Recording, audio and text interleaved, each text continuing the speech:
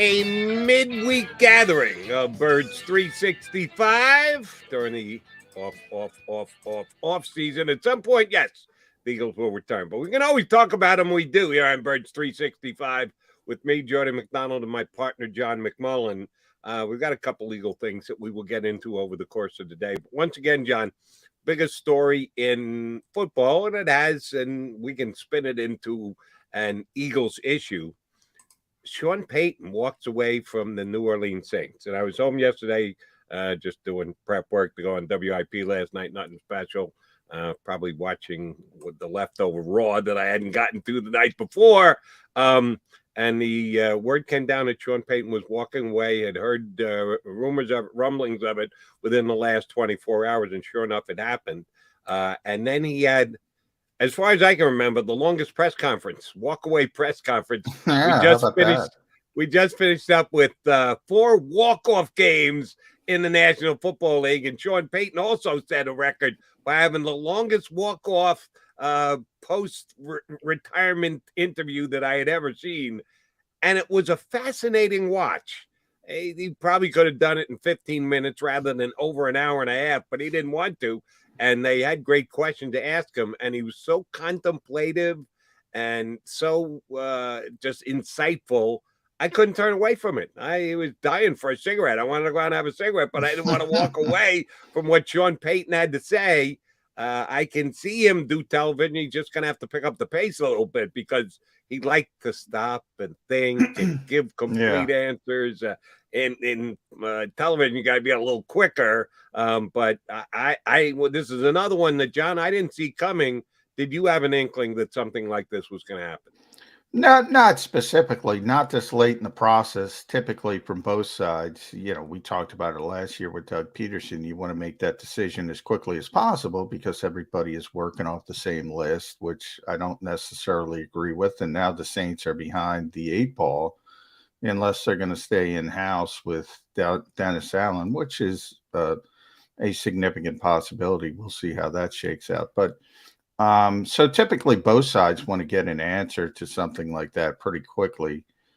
So anytime it takes this long of a time, but you give somebody like that deference who's had that much success. And you saw the press conference, and I tried to get a couple of New Orleans people on here this morning, and then I forgot. Well, they had to sit through that 92-minute press conference like Jody McDonald and then write everything off of it. So those guys are probably pretty busy, but you know, as far as the TV aspect, it's going to be interesting. You know, my biggest comparison, my most natural comparison would probably be Bill Cowher, because for so many years you heard the rumors, you know, Cowher's coming back. Cowher bought a house in Charlotte. Cowher's doing this. Cowher's doing that. Is, you know, and he's going to come back, and he got the TV, and it's a nice gig. It's a large paying gig. It's an easy gig, and he was good at it, and he never left. And that's what I think is going to happen with Sean Payton in the short term. He's going to go to TV, and who knows if he's good at it, he might never leave.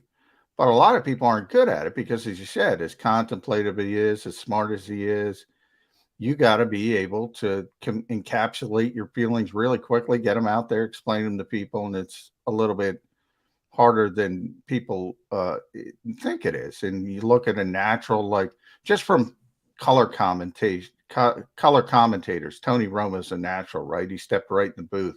Then think about Jason Witten. They're like, all right, let's go get a bunch of Cowboys.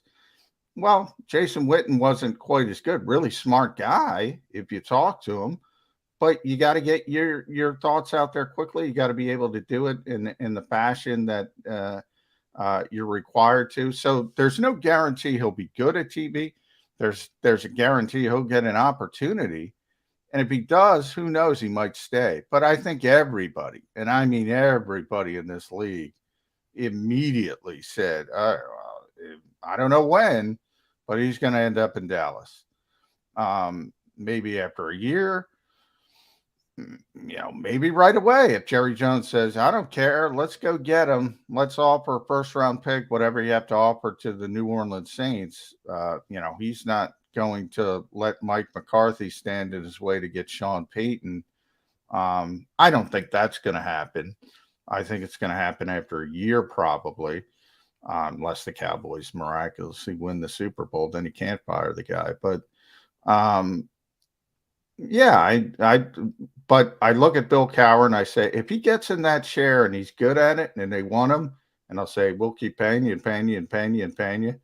It's a lot easier job, a lot easier than the grind of coaching.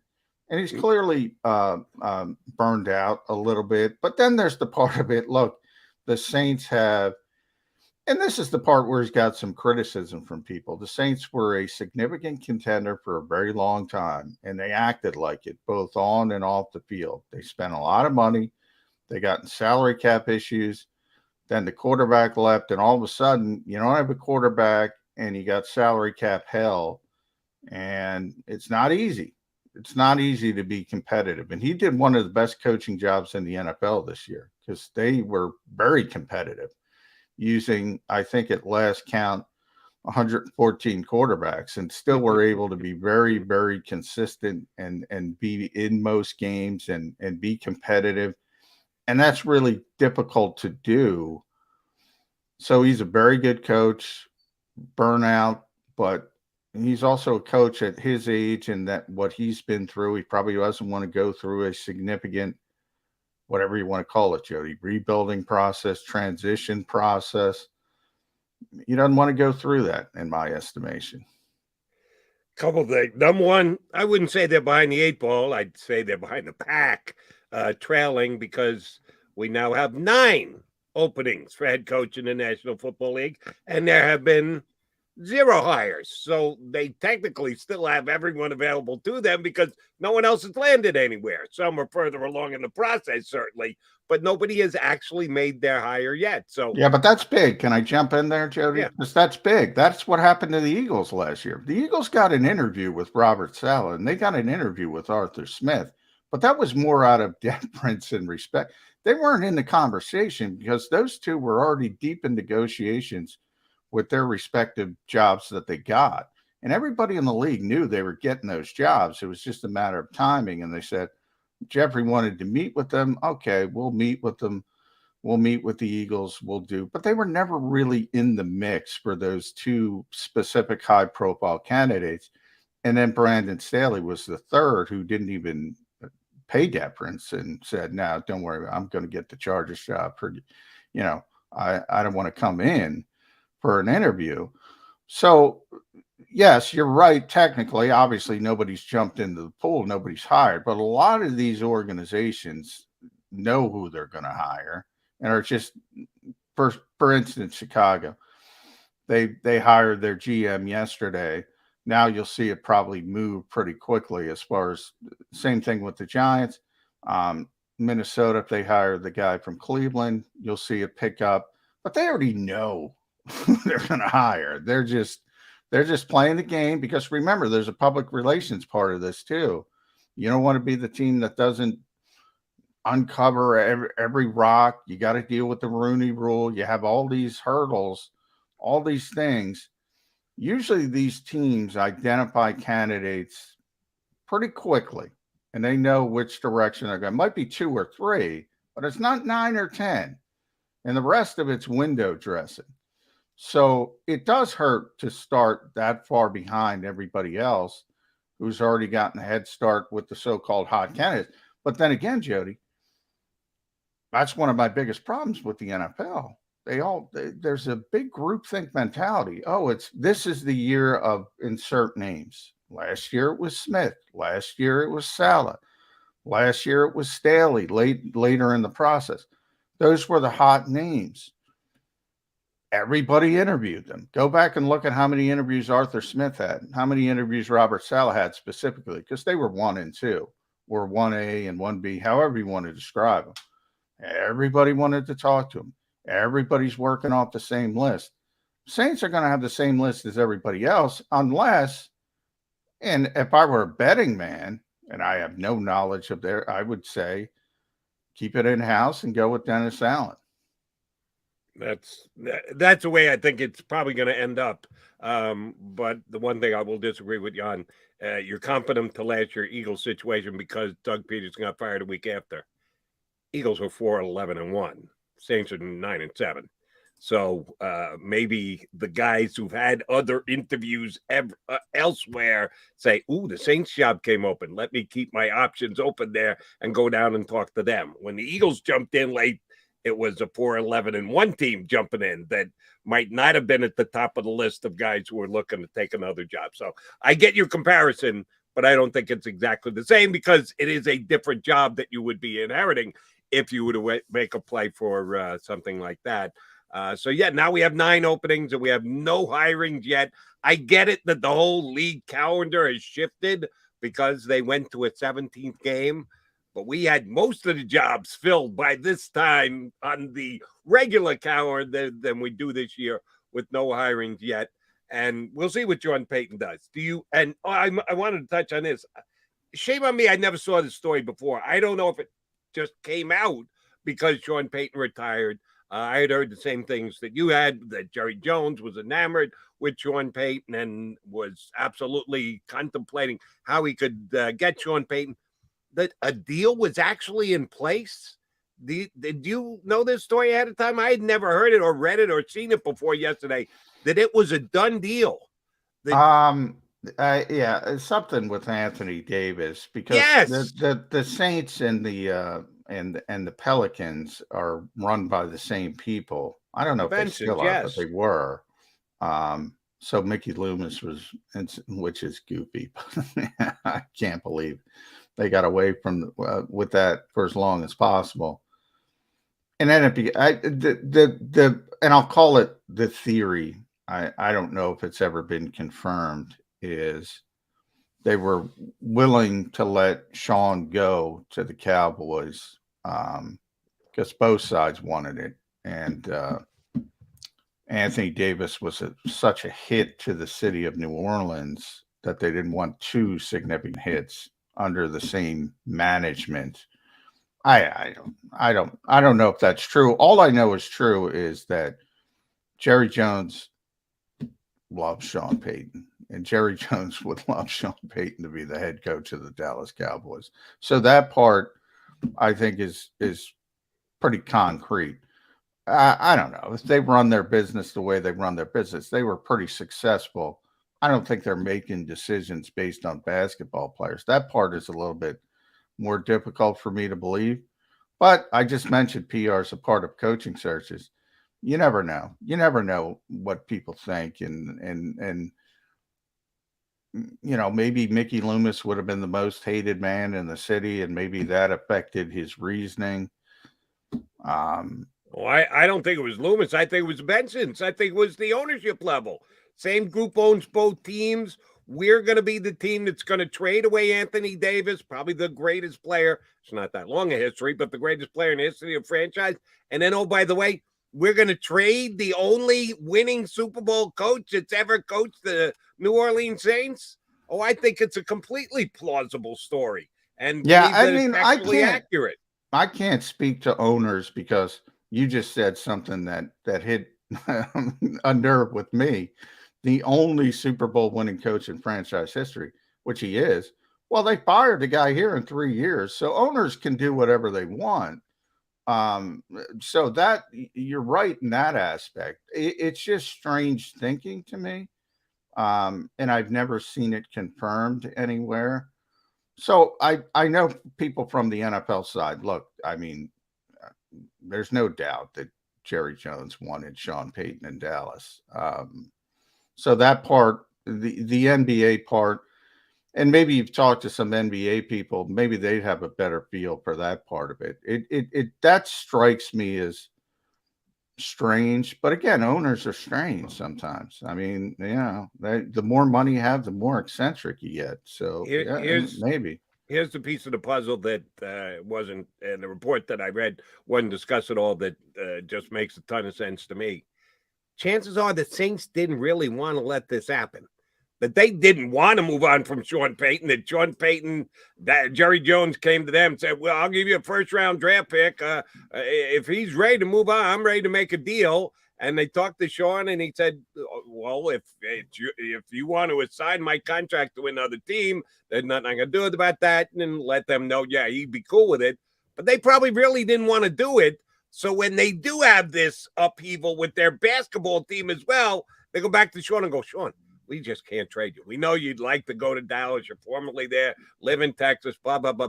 But we're sorry that we've discussed this, but we can't do this now. Are you good with staying? We'll talk about a contract extension, which of course they did. Gave him a nice big fat contract extension, and he ended up staying.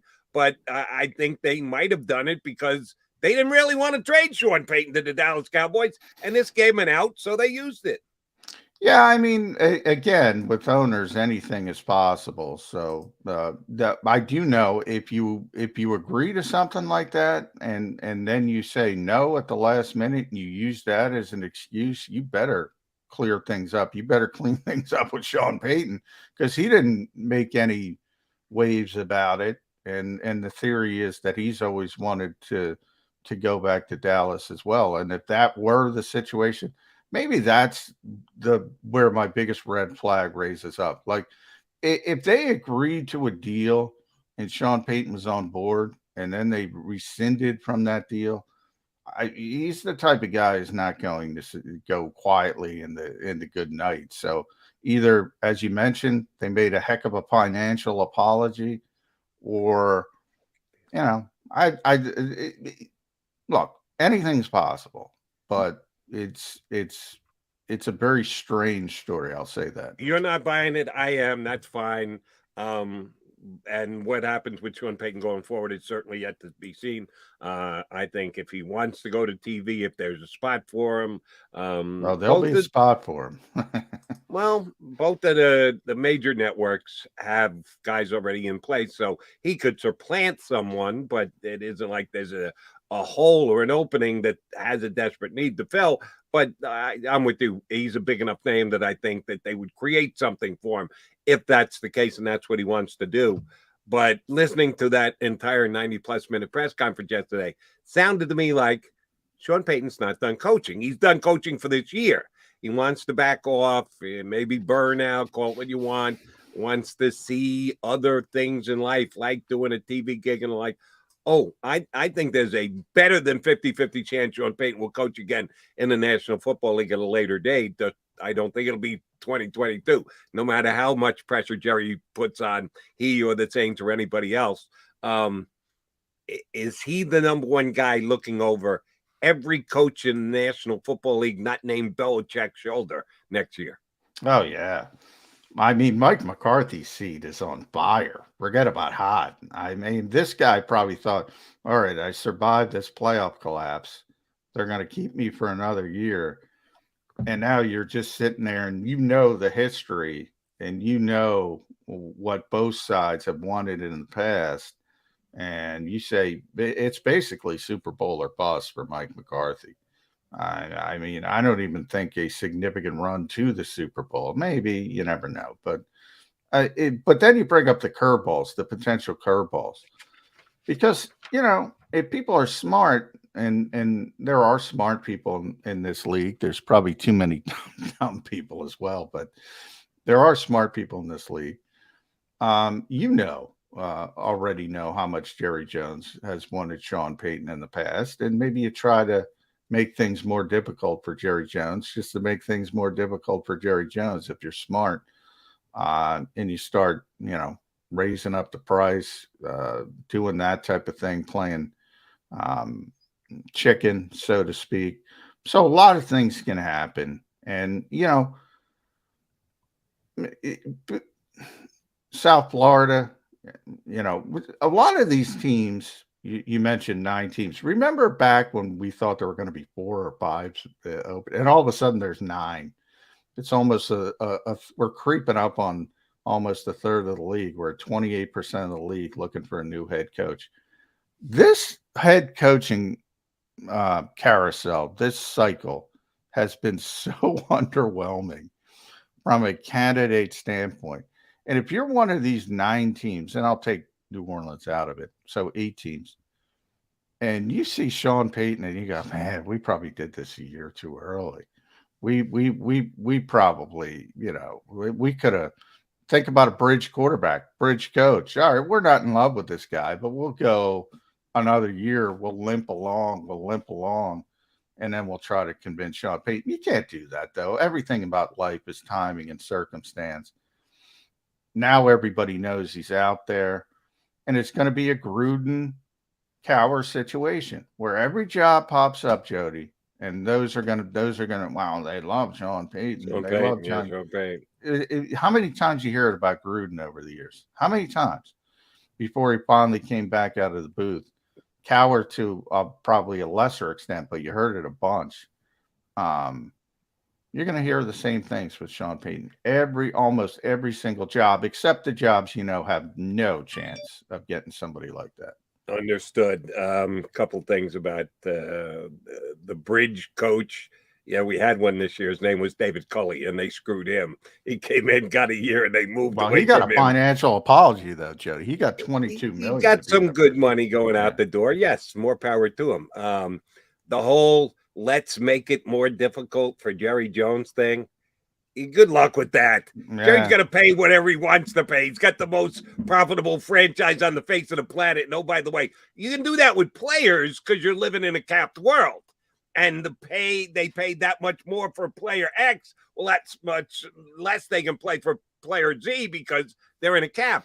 Doesn't cost anybody anything except for the owner of the team to pay the coach. But then you start talking about other things. You start talking about quality of life, and a lot South Florida. We're looking at Miami with coach, but they jumped too early. You start talking about so they you think a team bidding on him would be doing so because they really believe they're going to get him, or just to run the price up on Jerry because that's what you said. Well, I think both. You might think you really have a chance because of where you're situated. And if you are one, then you're not the other. If you really think you can get him, you're not running the price up on Jerry. You're running the price up on yourself. If you all right, let me spin this up. If you say there's a 20% chance, and it's unlikely, but there's a chance because of your circumstance, you could bid, you could run up the price and see what happens, and then you accomplish both goals.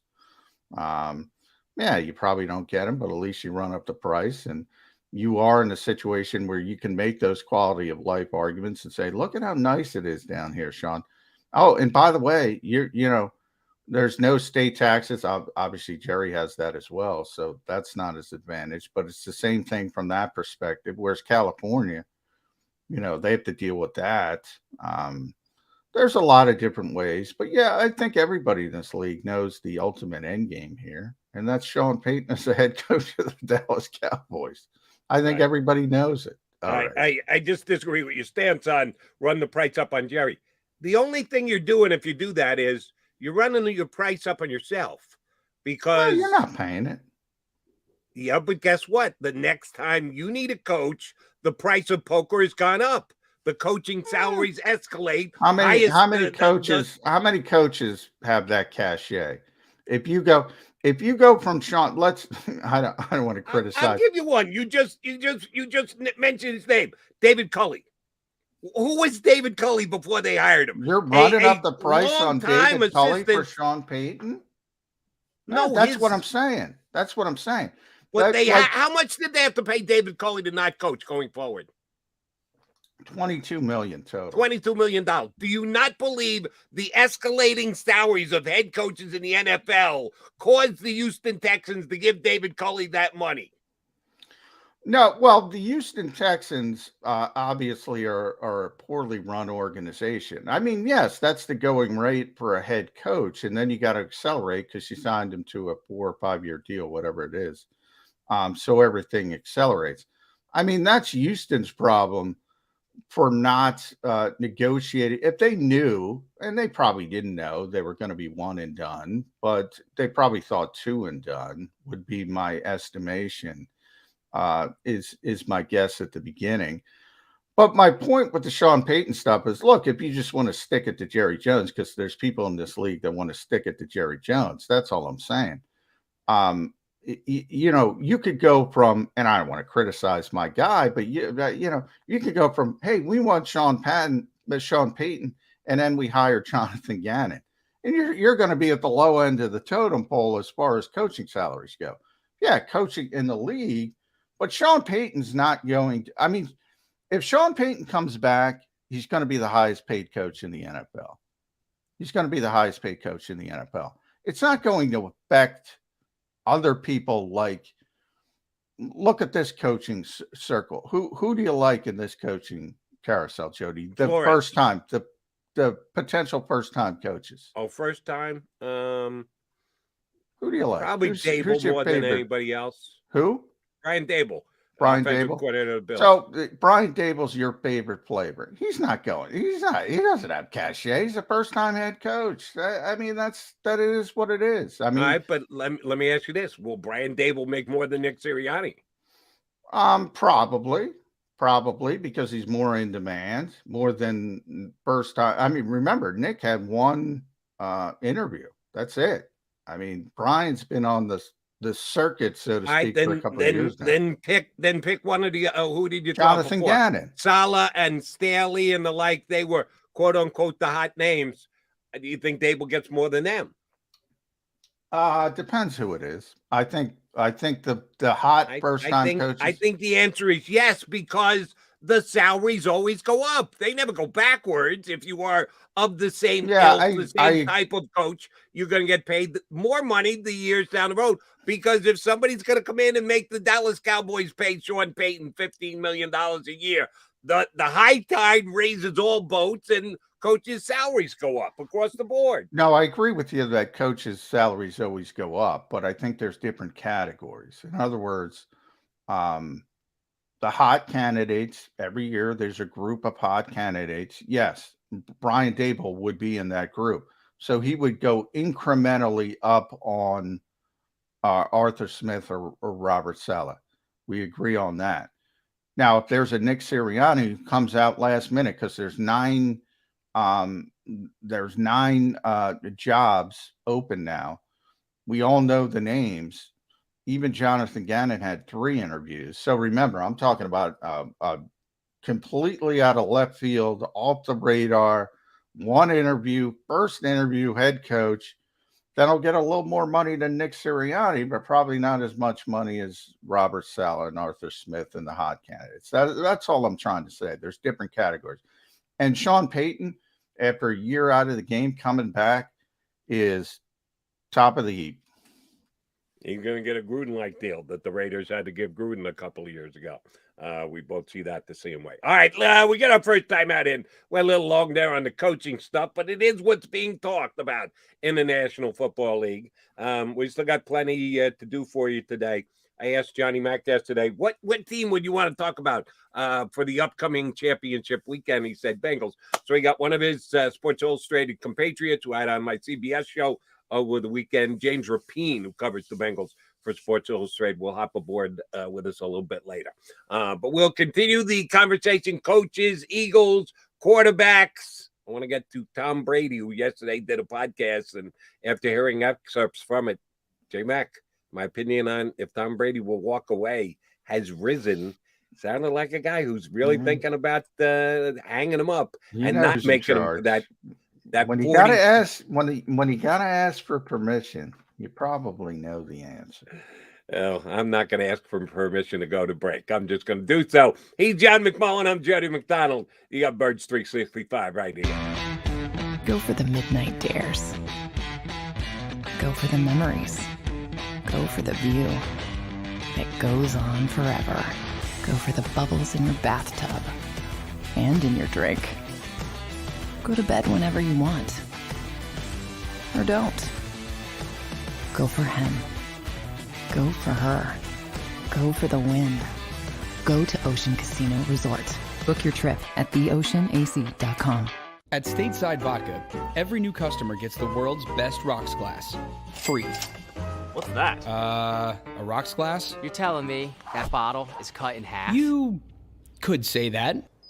Holy shit. And you're telling me I can get one of these glasses for free? That's right. One free rocks glass per customer with each first-time purchase of Stateside Vodka. So good, it just disappears.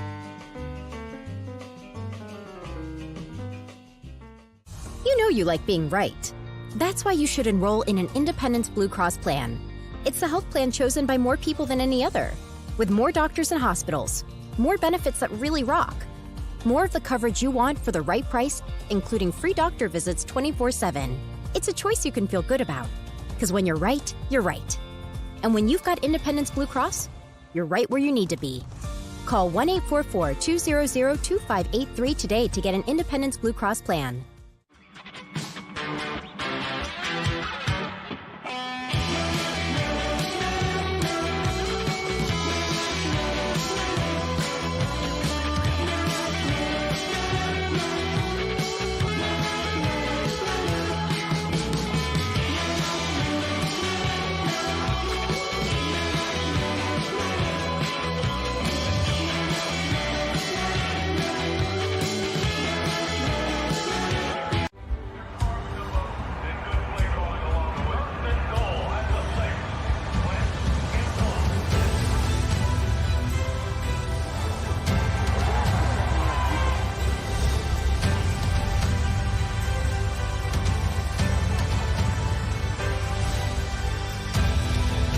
Field of life, First Trust Bank is there for you.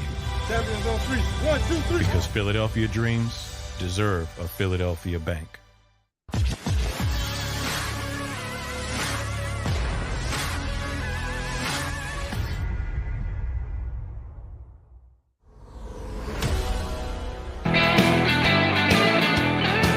the Birds 365 morning here on the JAKIB YouTube channel. You got John McMullen and Jody McDonald. Do you like us? That's the question. Do you like us? If you like us, hit the like button. Show us a little love. Help improve our algorithm. All this YouTube stuff I don't understand. But please just hit the button and tell us you like us here on Birds 365 and the JAKIB Media YouTube channel and all it shows on its platform as well.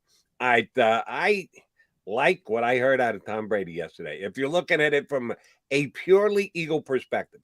And I did get a tweet last night from a buddy who's a listener on my CBS Sports Radio weekend show. San Francisco guy who's excited because his 49ers are there, has always hated Tom Brady because he took the mantle of the GOAT from Joe Montana, a diehard Niner fan. And he just gets on my case all the time because I say the things that I say about Brady. And he always is hitting. You love Tom Brady. No. Let me look into the camera here. I hate Tom Brady. I despise Tom Brady. Tom Brady stuck it up the you-know-what of the Jets, Jets for 20 friggin' years, okay? I hate Tom Brady. I respect the hell out of Tom Brady. I do call him the greatest quarterback of all time. You can do two things. You can absolutely dislike a guy, but give him his props and his respect. And I'll do so again here by saying, please, Mr. Brady, retire. Please. Just you've accomplished everything that any one human should be able to accomplish in the game of football. You're married to a supermodel who makes more money than you do. I can't think of a person on the planet who's got much of a better life than you. Please walk away, because in part it would be good for the Philadelphia Eagles. Because if Tom Brady's not playing for the Tampa Bay Buccaneers, you talk about taking a step backwards, John. Watch those Bucs go backwards like that. The team that just eliminated the Eagles from the postseason will be fighting to get somewhere near 500, let alone be a Super Bowl contender. And he does a weekly podcast with Jim Gray. And even more so than what he had said immediately after the game and on his social media accounts within the 24, 48-hour period of the end of the season for him when they got beat by the Rams. He sounded like a guy who was absolutely leaning toward stepping away this upcoming season, which when he put the number out there at 45 a couple of years ago, I said, well, we know where he's getting out now. It's going to be after his age 45 season. This would be 1 year early, and it would, yes, make the Eagles' chances in the NFC that much better next year. Well, technically, I think he turns 45 in August. So, yeah, I mean, he could be out at 45. So he could be playing semantic So games you with think us he's going to here. wait till August to retire? Well, no, I just meant, Well, you know, then he's he's going to play retiring till at 45. 44, isn't he? He was going to play until 45. Um, his 45 season, or, people assumed he might say, well, I said up to 44, but then he said, I'll play to 50. I think I can play to 50.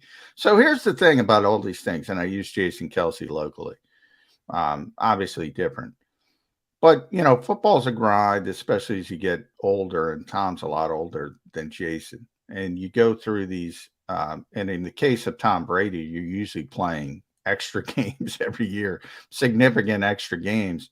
He's played essentially 3 more NFL seasons just in playoff games. So tack on 3 seasons of wear and tear. So you have that part of the grind. And then you want to talk about it with your family. And you mentioned Giselle and his kids, and he always brings up, and they probably have the ultimate decision. And right after the season's over, everybody wants to retire. They don't want to go through that grind again. And, the wife's excited to have you home. The kids are excited to have you home. Then a month passed, and they're like, oh, Dad's still here. Dad's still. And meanwhile, Dad's getting antsy because he wants to hang out with his friends, and he wants to be in the locker room and the camaraderie. And that's where Jason Kelsey says that, why are you going to come back? The cafeteria at the NovaCare complex, just the camaraderie of being with a team that you love. So what I'm trying to say, and I have no idea what Tom Brady's going to do, but it's January 26th. Now, the problem that complicates this is obviously Tampa Bay is going to want an answer because they have to plan for next season if they don't have you. So you have all these different people you have to make happy and try to make a decision quickly, and you really don't want to make a decision quickly. My guess is, from talking to Rob Motti and some other people down there, it's probably leaning towards his retirement. Giselle's been pushing him toward retirement for a couple years now. And, 55, 45, 60, 40, whatever you want to place it on. But as you sit and you sit and you sit, you're still one of the best quarterbacks in the game. You might win the MVP. Yeah, the best passing offense in the NFL didn't look great in the final game because of Tristan Wirfs' injury. Well, guess what? Tristan Wirfs is coming back. And you're going to have that all-pro right tackle, and all of a sudden things are going to get shored up. A lot of balls in the air, what I'm trying to say. So, you can, until he says he's hitting around because he's thinking about it. He's thinking about retiring. How important is it to make sure that the Tampa Bay Buccaneers are in a good spot for Tom Brady? If it is important, it'll probably speed up his decision. If it's not as important, he'll take his time. And from then, what is Tampa Bay going to do? Are they have to pay deference? They'll say, take your time, do what you need to do, figure it out, but it's going to put them in a more difficult position. Same thing with Aaron Rodgers in Green Bay. Same things are going on. What does Aaron Rodgers want to do? He said he wants to make a decision quickly because of not only the Packers, now he's got a better relationship with them, it seems, but Devontae Adams he brought up yesterday because Devontae's got to make a decision. And guess what? If Aaron Rodgers isn't going to be in Green Bay, Devontae Adams doesn't want to be in Green Bay. So it affects a lot of people, but most notably with Tom Brady, obviously his family's coming first. And if they hold steady and they don't get sick of Dad being home, maybe he's going to walk away. And then everybody, by the way, think about this for the Eagles, Jody. Think about no Tom Brady in Tampa, no Aaron Rodgers in Green Bay, out of the conference, say he goes to Denver, no Sean Payton in New Orleans. All of a sudden, you make a couple good decisions. This conference doesn't look nearly as tough as the other one. That's what I've been saying since Monday. Even though the results came in, it was the down the road results of what happened in the playoff games over the weekend that I think could be more advantageous for the Eagles. And I didn't even see Sean Payton stepping away from the Saints as a possibility of that, but that's exactly what happened yesterday. Yeah, the NFC might be the place to be, in part because over there in the AFC, you got Mahomes, you got Allen, you got Herbert, you got Burrow. They got the young stud quarterbacks. Not so much in the NFC. By comparison to just the NFC, Jalen Hurts didn't look all that bad. You comp him to a couple of those big guns in the AFC, and you go, damn, we don't have a quarterback like that. Well, yeah, you're right. But you got to get through your conference first before you worry about the Super Bowl. One other Eagles note, and I'll actually give you guys credit. I don't know if I should or should, but it just happened this way yesterday. I saw this on Eagle Maven. I was on your site on SI yesterday. It was the first place that I saw Brett Toth going under the knife, and it's going to be out 9 months. They haven't officially said what the surgery is for. I think you guys speculated it's ACL since it's not. No, I confirmed it's ACL. Oh, it is ACL. Okay. Typically, Brett himself came out on his Instagram page and said 9 months. So immediately I said, well, that's got to be an ACL. And that was where the speculation. Then I was able to confirm it with an NFL source. So he did tear his ACL in Week 18 against Dallas, and it's difficult. That's a player who people don't think about, but I mean that guy can play everywhere now. Right, he's a tackle, right tackle, left tackle. They moved him inside the guard, and then after all the problems, when Jason Kelce took that first snap against the Dallas Cowboys and left to keep his consecutive game streak, it was Brett Toth who came in to play center. So he can officially play every position on the offensive line. And that's big for a backup offensive lineman. So, do the math. That game's early January. That's early September. So the entire offseason is wiped for a player who tears his ACL that late in the season. And he was a nice guy to have. How many times have we said this over the course of the year? I said it again last night on WIP. The Eagles' offensive line depth is so much better than any other position on the Eagles. Oh, it's unbelievable. Where do you want to go? Defensive line, linebacker, secondary, wide receiver, tight end. Their depth stinks compared to their offensive line. They've been so good there. Two areas you give credit. Number one, those who were the talent evaluators and making the picks, and maybe even more so, the guy who's improving them once he gets his hands on them, Jeff Stoutland, that these guys all seem to develop and get better and become reliable guys that you can plug and play when you have injuries. And damn if the Eagles haven't had injuries on the offensive line. Their offensive line depth is so good as compared to everywhere else on its team. It's laughable. And Toth was one of those guys that they pick up from another organization, plug in, and he becomes a viable option for them. Not every team in the National Football League does that the way the Eagles do. Now, the Eagles, he's an interesting story, too, because he went to Army. For people who don't know, he's a nuclear engineer, Jody. So, number one, he's a really smart guy. But the Eagles were the team who signed him. He actually got a waiver from the Department of Defense. He actually started his career in the Army. And, then under, I hate to bring up this name, but it's just part of the story. Under the Trump administration, they softened the rules, the Department of Defense, for people who could professionally defer their service to chase a professional career. He got a waiver essentially a year late, so he had to set out a year.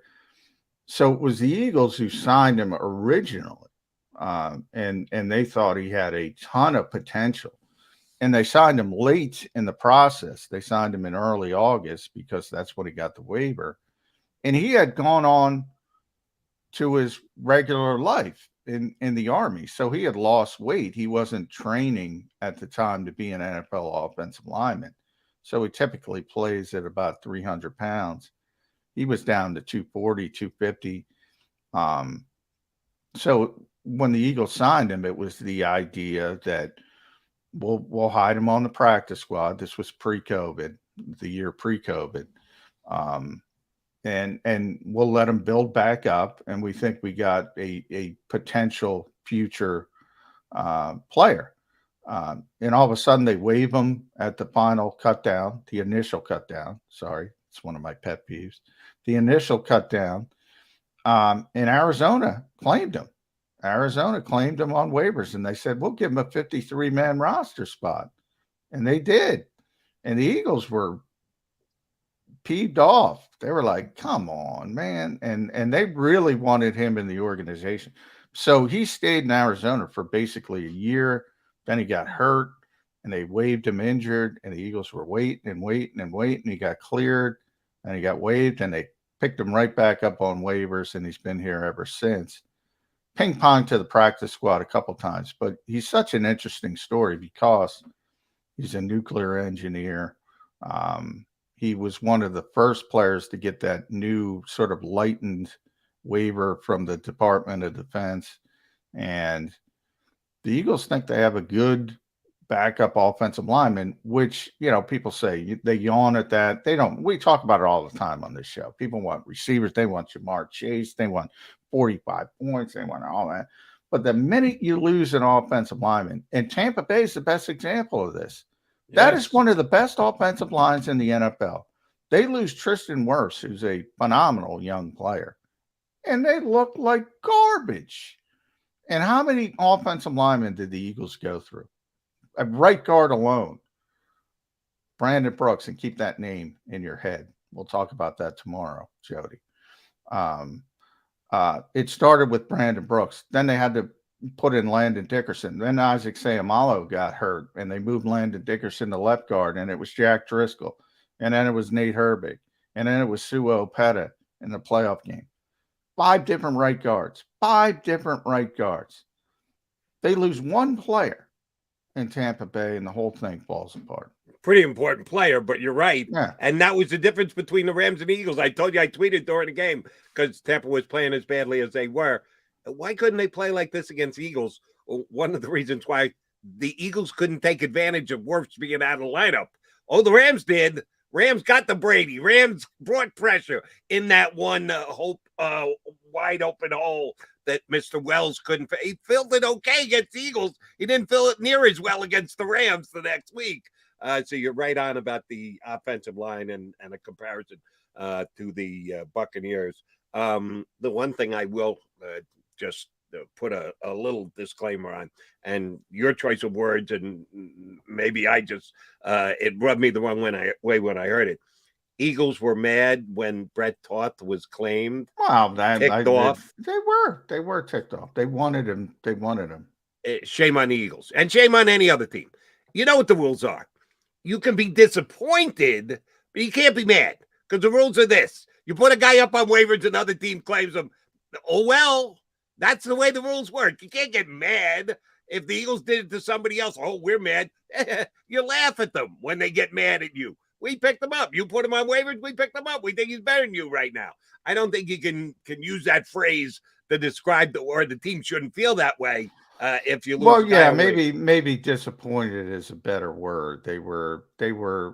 I don't want to overstate it because he is a backup offensive lineman. He is somebody late, but they thought that he would easily get through waivers, and they were greatly disappointed. How's that? Greatly disappointed that he didn't get through waivers. That I can buy. If a team gets mad when you lose a guy on waivers, it's big boy football. You want to put a guy on waivers, you could potentially lose him. You got to know those are the rules of the game. And oh, by the way, when the Eagles took my lot in the 7th round and they knew that he wasn't going to. Oh, yeah. They weren't putting him on waivers. Yeah. Well, then they could have done the same thing with Brett Toth. If they didn't want to lose Brett Toth, then you don't put him on waivers. They did. They lost him. They got him back. Good for them for getting him back. But you're the team that makes the decision as to whether the guy. Yeah, they did the same thing with that's the reason they carried Tyree Jackson this year on the roster when they didn't have to, because they were afraid somebody. And by the way, maybe some of that harkens back to Brett Toth because they thought they could get certain players through waivers. Not Mailata. Mailata is a different category. But somebody like Tyree Jackson, They probably maybe pre-Toth they said we'll get him through waivers, and probably post-Toth they said let's not Yeah, let's we not don't mess we don't around. want to take the chance. And hopefully Tyree Jackson, another guy we got to wait for now to see if he, just like Brett Toth, we got to wait to see when he comes back after a lengthy rehab period. All right, one other thing I want to get to before we get to hour number 2. We had Jimmy Kempski on the show yesterday. As always, Jimmy did a great job for us, except he didn't give us a heads up on what his column was going to be today for Philly Voice. And I liked it. I enjoyed reading it. Guys that the Eagles could trade this offseason, and if so, what they should be able to get for him in return. Your guy, Andre Dillard, absolutely a trade commodity for the Philadelphia Eagles. And Jimmy's evaluation was he thought they could get a 4th-round pick for Andre Dillard. Now, this is a layered conversation because Dillard himself and a 4th-round pick in return can be looked at through the prism of other guys on the Philadelphia Eagles and how they would handle it and how much their draft status, where they were picked, will dictate what the Eagles will take in return to move a guy. Andre Dillard, a 1st-round pick that they traded up for to get. I think that's a little added wrinkle you got to put in. Wasn't high in the 1st round, but they actually did move up a couple of slots to get him. So it cost them the 1st plus what it cost them to get up to get him. A couple of years later, going in exchange for a 4th. Is that enough? Will Howie Roseman pull the trigger on that, Johnny Mac? Yeah, I think he will for this reason. We just talked about versatility. If you're going to be a backup offensive lineman in this league, you need to be versatile. And that is probably the biggest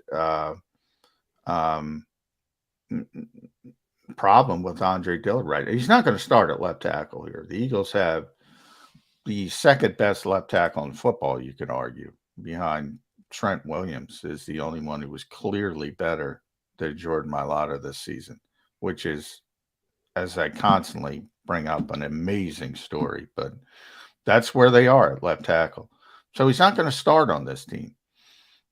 There's a lot of teams in this league that need left tackles. Now, most of them are, you could argue, we talked about the common sense of some organizations. It's probably not where it should be, but there's a lot of smart organizations. So they see what's going on in Philadelphia and the fact that, well, Andre's blocked here, number one. He can't start at left tackle. He's not valuable as a backup player because he can't play other positions. They also re-signed LaRaven Clark, which is, it's not going to raise the antenna of most other than personnel people in the league. And they say, well, that's a guy who's going to be their swing tackle. So the Eagles are already setting up trading Andre Dillard for what they can get. And what they can get is a lot more than what they could have gotten before he was forced into action for those couple of games when Lane Johnson was out and Jordan Mailata got shuffled to the right side. Jordan was also injured as well for a little bit, and he held up pretty well.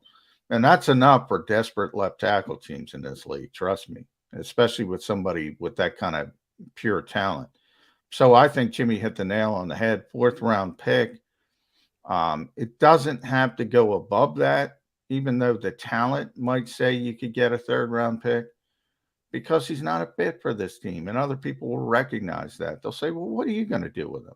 He can't, he's not a backup. He's blocked. Can't play left tackle for you. Teams are smart enough to realize that. But they'll give up a 4th-round pick because there's value in the player. Right. And the old axiom, if it only takes one, if the Eagles hold too tight too soon, too long, they may not even get that 4th. So it's always a balancing game. We'll see if Howie gets it right. You and I agree with Jim Kempski. It looks like about a 4th-round pick. Gardner Minshew could be traded. I'd say doubtful, but not impossible. Eagles got him for a 6th-round pick. Was a nice acquisition by Howie. Stepped in and played 2 games last year and didn't play badly in either one. Won the Jet game when it was necessary. Didn't win the Cowboy game at the end of the year, but he was playing with practice squad guys. So I don't hold that against him either. So he was a really good acquisition as a backup quarterback.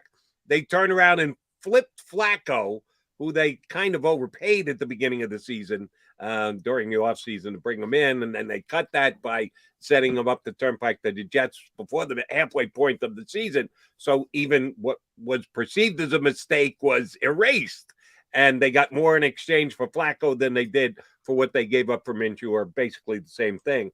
If a team offered the Eagles a 4th-round pick for Minshew, I think if you say, oh, you get a 3rd, then no, you can't. Gardner Minshew's not a starter. So to get a 3rd-round pick for a purely backup quarterback, yeah, not happening. If you do so for a 5th, it would be an improvement off the compensation you had to give up to get him, but then you got to go get yourself a backup quarterback. And I don't know how many there are that are better than Gardner Minshew. And if you do, what is the price you're going to pay for that? That's the reason why I really don't think Gardner Minshew is going to get traded. But a 4th-round pick for Gardner Minshew, is that a possibility, JM? Yeah, I don't think it is, for the exact reason you're saying, Jody. In the fact that if somebody is that desperate and gives you a 3rd-round pick, then I'd consider it. But I don't think that deal would be there. But as you mentioned, remember, we know how this team values backup quarterbacks, number one. If you trade Gardner Minshew and say, yeah, it's great, you traded a 6th-round pick, you get a 4th-round pick, Howie looks great, well, then you need to find a backup quarterback again. So to me, the only way it happens is if you get overpaid to a significant degree, and I don't think 4th is significant enough. I think 3rd is. If somebody is that desperate to give you a 3rd, then I think the Eagles would seriously consider it. The only thing that could change that thought process for me is if, Gardner's honest. He went into Nick Sirianni's office, said, what can I do to be the starting quarterback of this team? Sometimes you don't want that headache. Sometimes you don't want that competitive guy behind it. Jalen Hurts, especially a guy who's not like, if you go in and say he was in Jacksonville, hey, I want to compete with Trevor Lawrence, and you just take the number 1 overall pick, or even worse, if you go into Kansas City, say, I want to go compete with Patrick Mahomes, they'll tap you on the head and say, okay, great, kid, go sit in the corner. Here, it's not as entrenched. You probably want everybody working in the same category. So, but I don't think Gardner's that type of guy. I just think he's like, hey, and in a lot of ways, he's lovably a little bit, I don't want to say clueless, but he's like,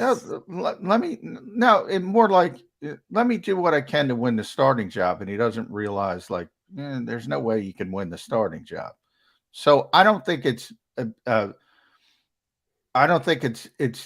foundation of controversy. I don't think he's doing it to create waves. I just think because he's happy-go-lucky, let me go compete type. And I don't think the Eagles will have a problem with that. No, I don't think he's going anywhere. The one guy who I would suggest, if they were to go along those lines, somebody offers them a 3rd, they pull the trigger. Foles a free agent this offseason? Yeah, please stop. Please. Not going to go there again, Johnny Mac? Come on. Are people still doing that? Oh, yeah. Oh, they call me on WIP. They tweet me all the time. Just give it up. No, they don't want Nick Foles. Nick Foles is the last human being they want here because they know you people exist. And they don't want people after Jalen Hurts has one bad game say, we have Nick Foles. Nick Foles won Super Bowl 52. They don't want any of that near Jalen Hurts. Just wanted to float it out there. All right, and one more before we get time out here at the bottom of the hour. And real quick, I got to throw this in. Brandon Brooks, official, I let you know this before the show, will be speaking with reporters at 11 a.m. this morning. Okay, so we know what you're doing after the show, zooming your life away again. If they're going to call a press conference at this time, and I'm happy for Ed Kratz, who had been predicting his return for about a month and a half now. Still, he's returning. You're like a dog. You're like a dog with a bone. With Ed, sorry, Ed. If they're calling a press conference at this stage of the off season, you're free to speculate. I know what my speculation is. My speculation is that Brandon Brooks is not going to see the field again. That this is probably it, calling it a career, today and making it official in a press conference, which is too bad because he was a very good player and a major contributor to a championship team here in Philadelphia. But it's just untenable, the fact that he's always hurt. You can't make big plans. The Eagles, we don't know how lucky, back to what we started this segment with, how lucky the Eagles are with their offensive line depth, with guys like Toth and Opeta and the like. Other teams get wrecked when they lose guy like Brandon Brooks. The Eagles don't. So they're in a very good position to absorb something like that. I think it becomes official he's walking away. Yeah, I mean, as soon as I was alerted that there was a good chance Brandon was going to talk to us today, that was my first thoughts. There have been whispers surrounding that being the potential. This is a guy who's gone through, I think I talked about it on the show last week, when you talk about the past few seasons, it was torn Achilles, dislocated shoulder, torn Achilles, strained or tore pec. Just bang, bang, bang, bang, bang. The guy was always rehabbing, always trying to come back. And, you know, some pretty significant, when you play at 340 pounds, Achilles are pretty significant. And the second one, I don't know if you saw the photos of when Brandon was coming back, and he dropped a lot of weight. He dropped to the, you know, probably 275, 280. And he, you know, was training mixed martial arts and things like that, and got really, really cut. Looked like you could step on Monday Night Raw and be a star. He got so down just to help the rehab and take some of the weight off the Achilles. And then you got to go back up, because if Brandon Brooks isn't 340-pound road grader, you know, blowing people off the offensive line, off the defensive line, he's not Brandon Brooks. Right. So, you know, it's when I talked about the grind and Tom Brady, that's what I'm talking about. And Brandon Brooks, I think we'll see. Maybe he can throw us all a curveball. The grind is difficult. And you're right. Some people are just fans and they don't know the intricacies of it. You say, oh, Brandon Brooks was down to 285. Well, 285 is a lot of weight for a lot of people. But when you're used to playing at 235, that's 50 pounds. Anybody loses 50 pounds, that's a significant weight loss, even though it probably looked great on him, as you stated. Yeah, that wasn't his playing weight in the National Football League. So he knew he had to put the weight back on, which is just another part of the grind, adding weight, subtracting weight, putting it back on, taking it back off. It's probably taking its toll on Brandon Brooks, and it may, to the extent of him walking away from the National Football League today. We'll have to see. But that is something we will certainly be talking about on tomorrow's Birds 365. But we got to get through today's Birds 365. Still got an hour left to play. Come on back with Mac and Mac. Go for the midnight dares. Go for the memories. Go for the view that goes on forever. Go for the bubbles in your bathtub and in your drink. Go to bed whenever you want. Or don't. Go for him. Go for her. Go for the win. Go to Ocean Casino Resort. Book your trip at theoceanac.com. At Stateside Vodka, every new customer gets the world's best rocks glass. Free. What's that? A rocks glass? You're telling me that bottle is cut in half? You could say that. Holy shit. And you're telling me I can get one of these glasses for free? That's right. One free rocks glass per customer with each first-time purchase of Stateside Vodka. So good, it just disappears.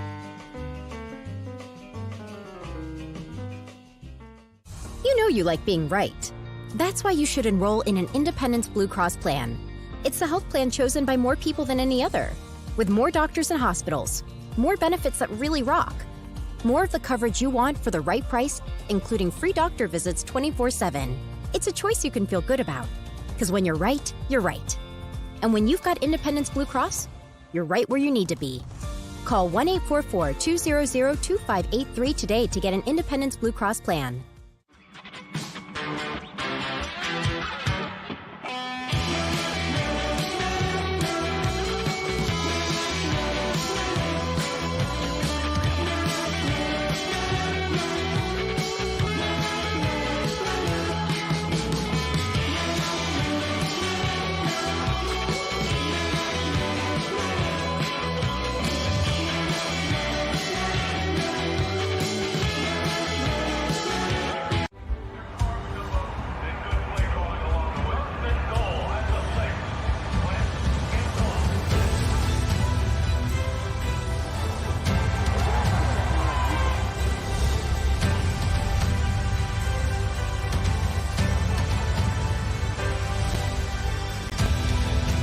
field of life, First Trust Bank there for you.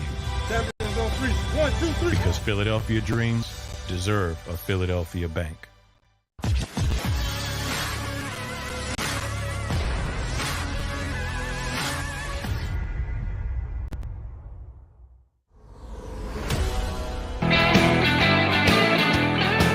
We are the Mac guys. McMullen and McDonald here with you on Birds 365. We've got a Cincinnati Bengals guest coming up. James Rapien, who covers the Bengals for Sports Illustrated, is going to hop on board with us. Wanted to take a little preview look at one of the two championship games coming up on Sunday. The Bengals, I would say, are the longest shot of the teams that are left. 49ers also surprised to be there and that they've won 2 straight road games. The Bengals won home game, 1 road game, but Kansas City is probably the favorite at this point. So can Joe Cool, Mr. Burrow, find one more way to win? You remember week 17, and I think that game was in Cincinnati, but they came back from maybe 2 touchdowns, I think, to beat Kansas City, and that's when they clinched the AFC North. And that was one of the games where, as you mentioned, Joe Cool passed for well over 400 yards. So who knows, man? Puncher's chance. One thing I know, Kansas City can give up some points. They can give up some points, especially against explosive teams. But that's the way. I think there's only one way for Cincinnati to win that game, and they gotta win a shootout. But they're capable of winning a shootout. They are, but I don't know how much better you could play than what Josh Allen did this week. That's in true. a shootout, and they lost. That's true. So it may, that first number may be a 5 that you may need to put up to be able to win. I was just looking it up because Gabriel Davis obviously had a amazing game against the Chiefs in a losing effort. Jamar Chase in that game, Jody, 11 receptions, 266 yards, and 3 touchdowns. Yeah, which Andy Reid yesterday said, oh, he's the real deal. Yeah, wonder why, Andy, because he got 266 against you.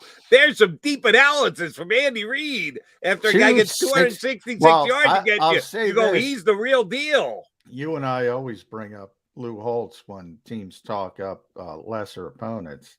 You don't have to Lou Holtz it too much when you just watch the guy torch you for 266. Exactly right. So, the Bengals have a puncher's chance in this AFC Championship game. So James Rapien, who is the everyday beat guy for Sports Illustrated for the Bengals, is going to join us coming up in about less than 15 minutes from now. Did want to give a couple of nods here for yesterday. The official numbers came out on the NFL ratings. I had projected numbers for the markets of the cities that the games were played in, and they were just stone cold off the charts. But the national numbers came out. Average of 37.1 million. Taking all 4 games together, which is daytime, prime time, Saturday, which isn't a great watch day in the NFL, but you had the snow game on Saturday night, which raised that number through the roof. 37.1 million average, up 20% from last year. And last year we were in a COVID situation, which to me meant more people in the house with the ability to watch TV, maybe a little distracted because the world was in the condition that it was in, but up 20% is off the charts. And the high mark of the Bills and Chiefs, 42.7, topped the number from the Cowboys going back to wild card weekend, because I told you last week that game so outpaced every other game. Why? Because of the Dallas Cowboys. The Bills and Chiefs actually surpassed that, as it should, because it's one of the most exciting games in the history of the National Football League. They actually did even outdo the Dallas Cowboys in their brand. Yeah, pretty amazing. And that's the game I did pay only because of the ending. And, that's what tends to happen. It's sort of like the old commercial. You tell 2 friends, and, people start watching the game. It gets exciting and it builds, and the crescendo tends to be the highest rating of all.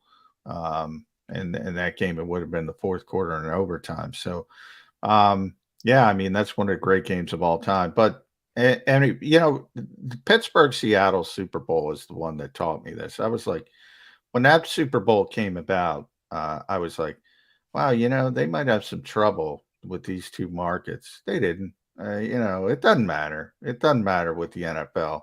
If it's Cincinnati in the Super Bowl against San Francisco, um, it won't matter. It'll hurt a little bit. It'll hurt a little bit if it's not Kansas City, if it's not Patrick Mahomes, but everybody's watching. Everybody's watching.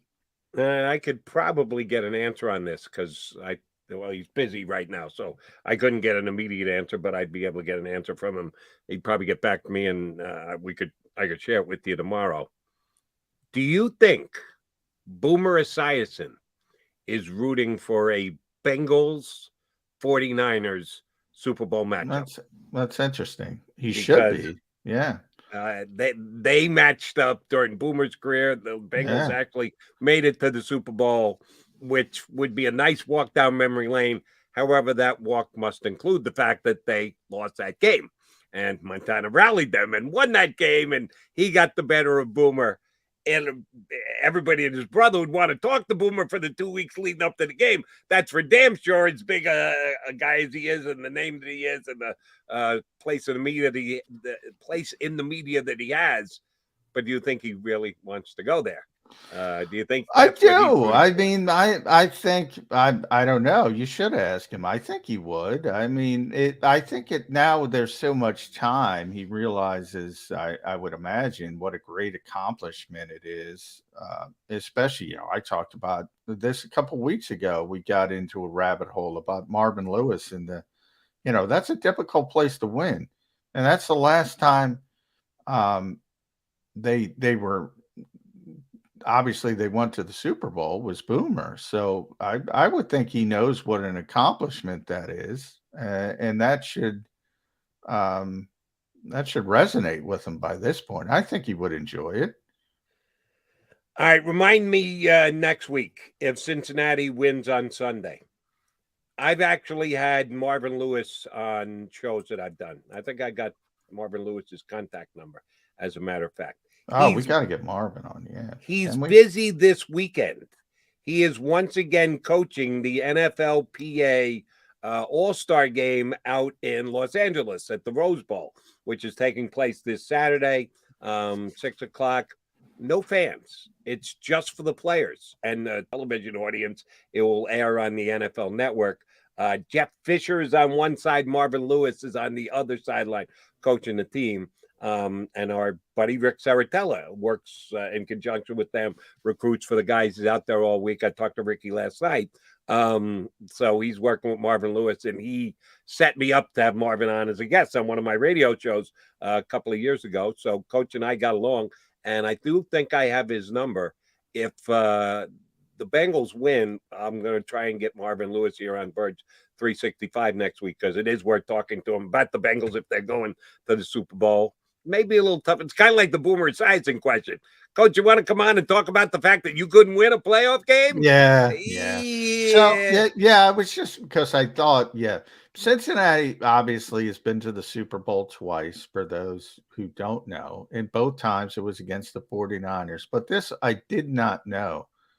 The Bengals and the New York Giants are the NFL's only teams in the Super Bowl era to never lose a championship game. Oh, if they've been to the championship game, they won it both times. Yeah, and played San Francisco in both Super Bowls. So that's that could be fate. Okay. Third time's a charm.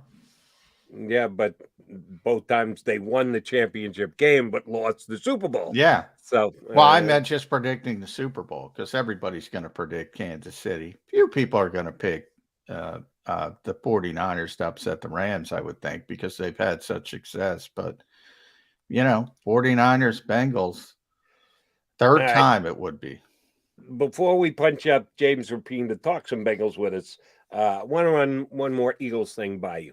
And again, I talked to Rick. I had him on my show on WIP last night. We talked about the wide receiver position. The Eagles aren't going to use a first-round draft pick Some people are mocking a first-round wide receiver draft pick to them.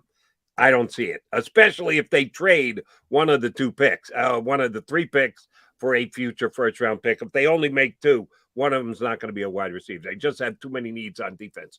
But assuming that's the case, they're not taking a first rounder. They may take a second rounder, but they're going to need an upgrade at wide receiver more than just a second-round pick. So we believe they're going to be in the free agent market. A whole bunch of names have been thrown out there. Veteran guy as the guy that you like to see him get, how much of experience in the league would be a factor in your mind if you're advising the Eagles on who they should be looking at? Yeah, I've been pretty consistent. I want experience. So and that doesn't mean I want a 10-year veteran who's played forever, but I want somebody who's already proven they are accomplished in this league. And I know Jimmy Kempski brought up DJ Chark. There's a younger receiver. That would be the type of receiver I would think the Eagles want to target because, maybe there's some upside there. He's been in a bad situation. He's put up some numbers with some bad quarterbacks and all that kind of stuff. And you start thinking about, well, maybe he can ascend as a player. But you already have the knowledge that he can play in this league, at least to a certain level. The problem with the Eagles, let's be honest, we laud them for the offensive line. We just did again. It's been the exact opposite of wide receiver. For whatever reason, they haven't been able to develop wide receivers. The only one who's come in here and played was pretty polished when he arrived, and that's Devontae Smith. Both you and I think he's going to be a really good player. The players that aren't as polished, they haven't had a lot of luck with. Not at all. And I would not want to go down that route again. Now, if you start talking about day 3 picks, like they hit on Quez Watkins, at least to the point where you say, okay, that guy's an NFL player. That's a 6th-round pick. Yeah, I have no issue there. But I'm not going near a wide receiver again in the first round. And look, people can say that's kind of hypocritical for the way I always talk, because the last thing you want to do is cut out a certain position because you bailed in the past. You want to take the best player. But I think if you also look at the draft, where they're going to be 15, 16, 19, they have obvious needs: edge defender, cornerback. I'm with you. I don't think they're taking all 3 of those picks. They might trade up. They might trade down. They might trade out to next year, which is more difficult than people realize. But nonetheless, they're going to do something. And I think they're going to be focused on edge defender first and foremost, and then potentially secondary. All right. I have a specific name I want to run by you. But we do have our buddy on the line, so we're going to take a quickie timeout, come back. James Rapien, who covers the Cincinnati Bengals for Sports Illustrated, going to join us next here on Birds 365. Go for the midnight dares. Go for the memories. Go for the view that goes on forever. Go for the bubbles in your bathtub and in your drink. Go to bed whenever you want. Or don't. Go for him. Go for her. Go for the win. Go to Ocean Casino Resort. Book your trip at theoceanac.com. At Stateside Vodka, every new customer gets the world's best rocks glass. Free. What's that? A rocks glass? You're telling me that bottle is cut in half? You could say that. Holy shit. And you're telling me I can get one of these glasses for free? That's right. 1 free rocks glass per customer with each first-time purchase of Stateside Vodka. So good, it just disappears.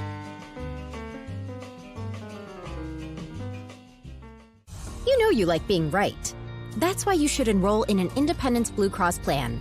It's the health plan chosen by more people than any other, with more doctors and hospitals, more benefits that really rock, more of the coverage you want for the right price, including free doctor visits 24/7. It's a choice you can feel good about, because when you're right, you're right. And when you've got Independence Blue Cross, you're right where you need to be. Call 1-844-200-2583 today to get an Independence Blue Cross plan.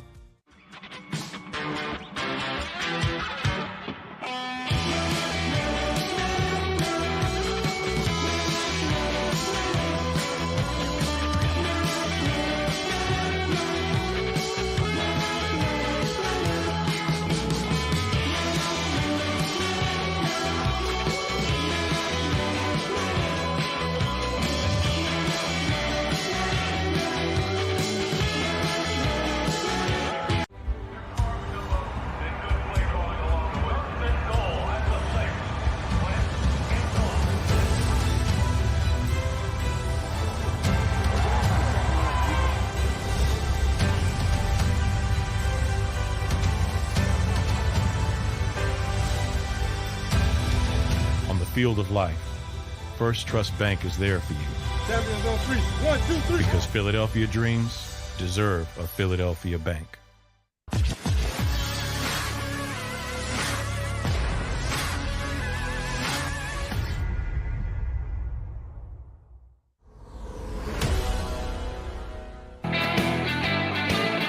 Mac and Mac guys here on Birds 365. John McMullen and Jordan McDonald with you. Big game coming up this weekend. It's the Chiefs and the Bengals AFC championship game, and the Bengals a little surprised to be there. I don't know how many people actually had that being the case when the season started, except maybe our next guest, James Rapien from Sports Illustrated, who covers the Bengals day in and day out. You had the Bengals in the championship game before the year started, right, James? You getting James? I think he might have his mic on mute. Hopefully he's hearing us. James, we're not getting your volume. We're seeing your handsome smiling face, but we're not getting your volume. Let's try it again. There it is. James, you had them in the championship game before the year started, right? I'm afraid you're giving me too much credit, my friend. I did not. I don't think really anybody did, besides maybe Joe Burrow, Jamar Chase, and Zach Taylor. And yeah, it's been a wild, surprising run. Well, James, let's talk about Joe Burrow and Jamar Chase specifically. Are people expecting fireworks? Because we saw Kansas City, obviously, in Buffalo, just one of the most explosive, exciting games in NFL history. And then you go back week 17, and when the Bengals clinched, by the way, I think that was the game they clinched the AFC North. They came back against those same Chiefs. That was a 400-yard Joe Burrow game. I think Jamar Chase went off for 266, we mentioned. How explosive is this Bengals team? And how can they be this explosive with that offensive line that we all saw in Tennessee?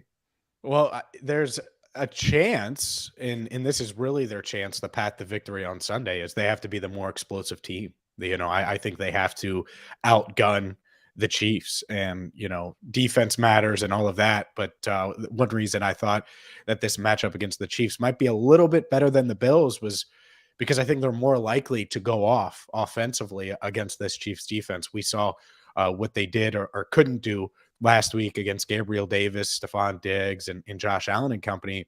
This Bengals offense is loaded. I mean, yeah, it's Joe Burrow, Jamar Chase, but then you have T. Higgins on the other side. So if you try to take away Jamar Chase, Higgins could certainly beat you. Tyler Boyd is one of the best slot wide receivers in the league.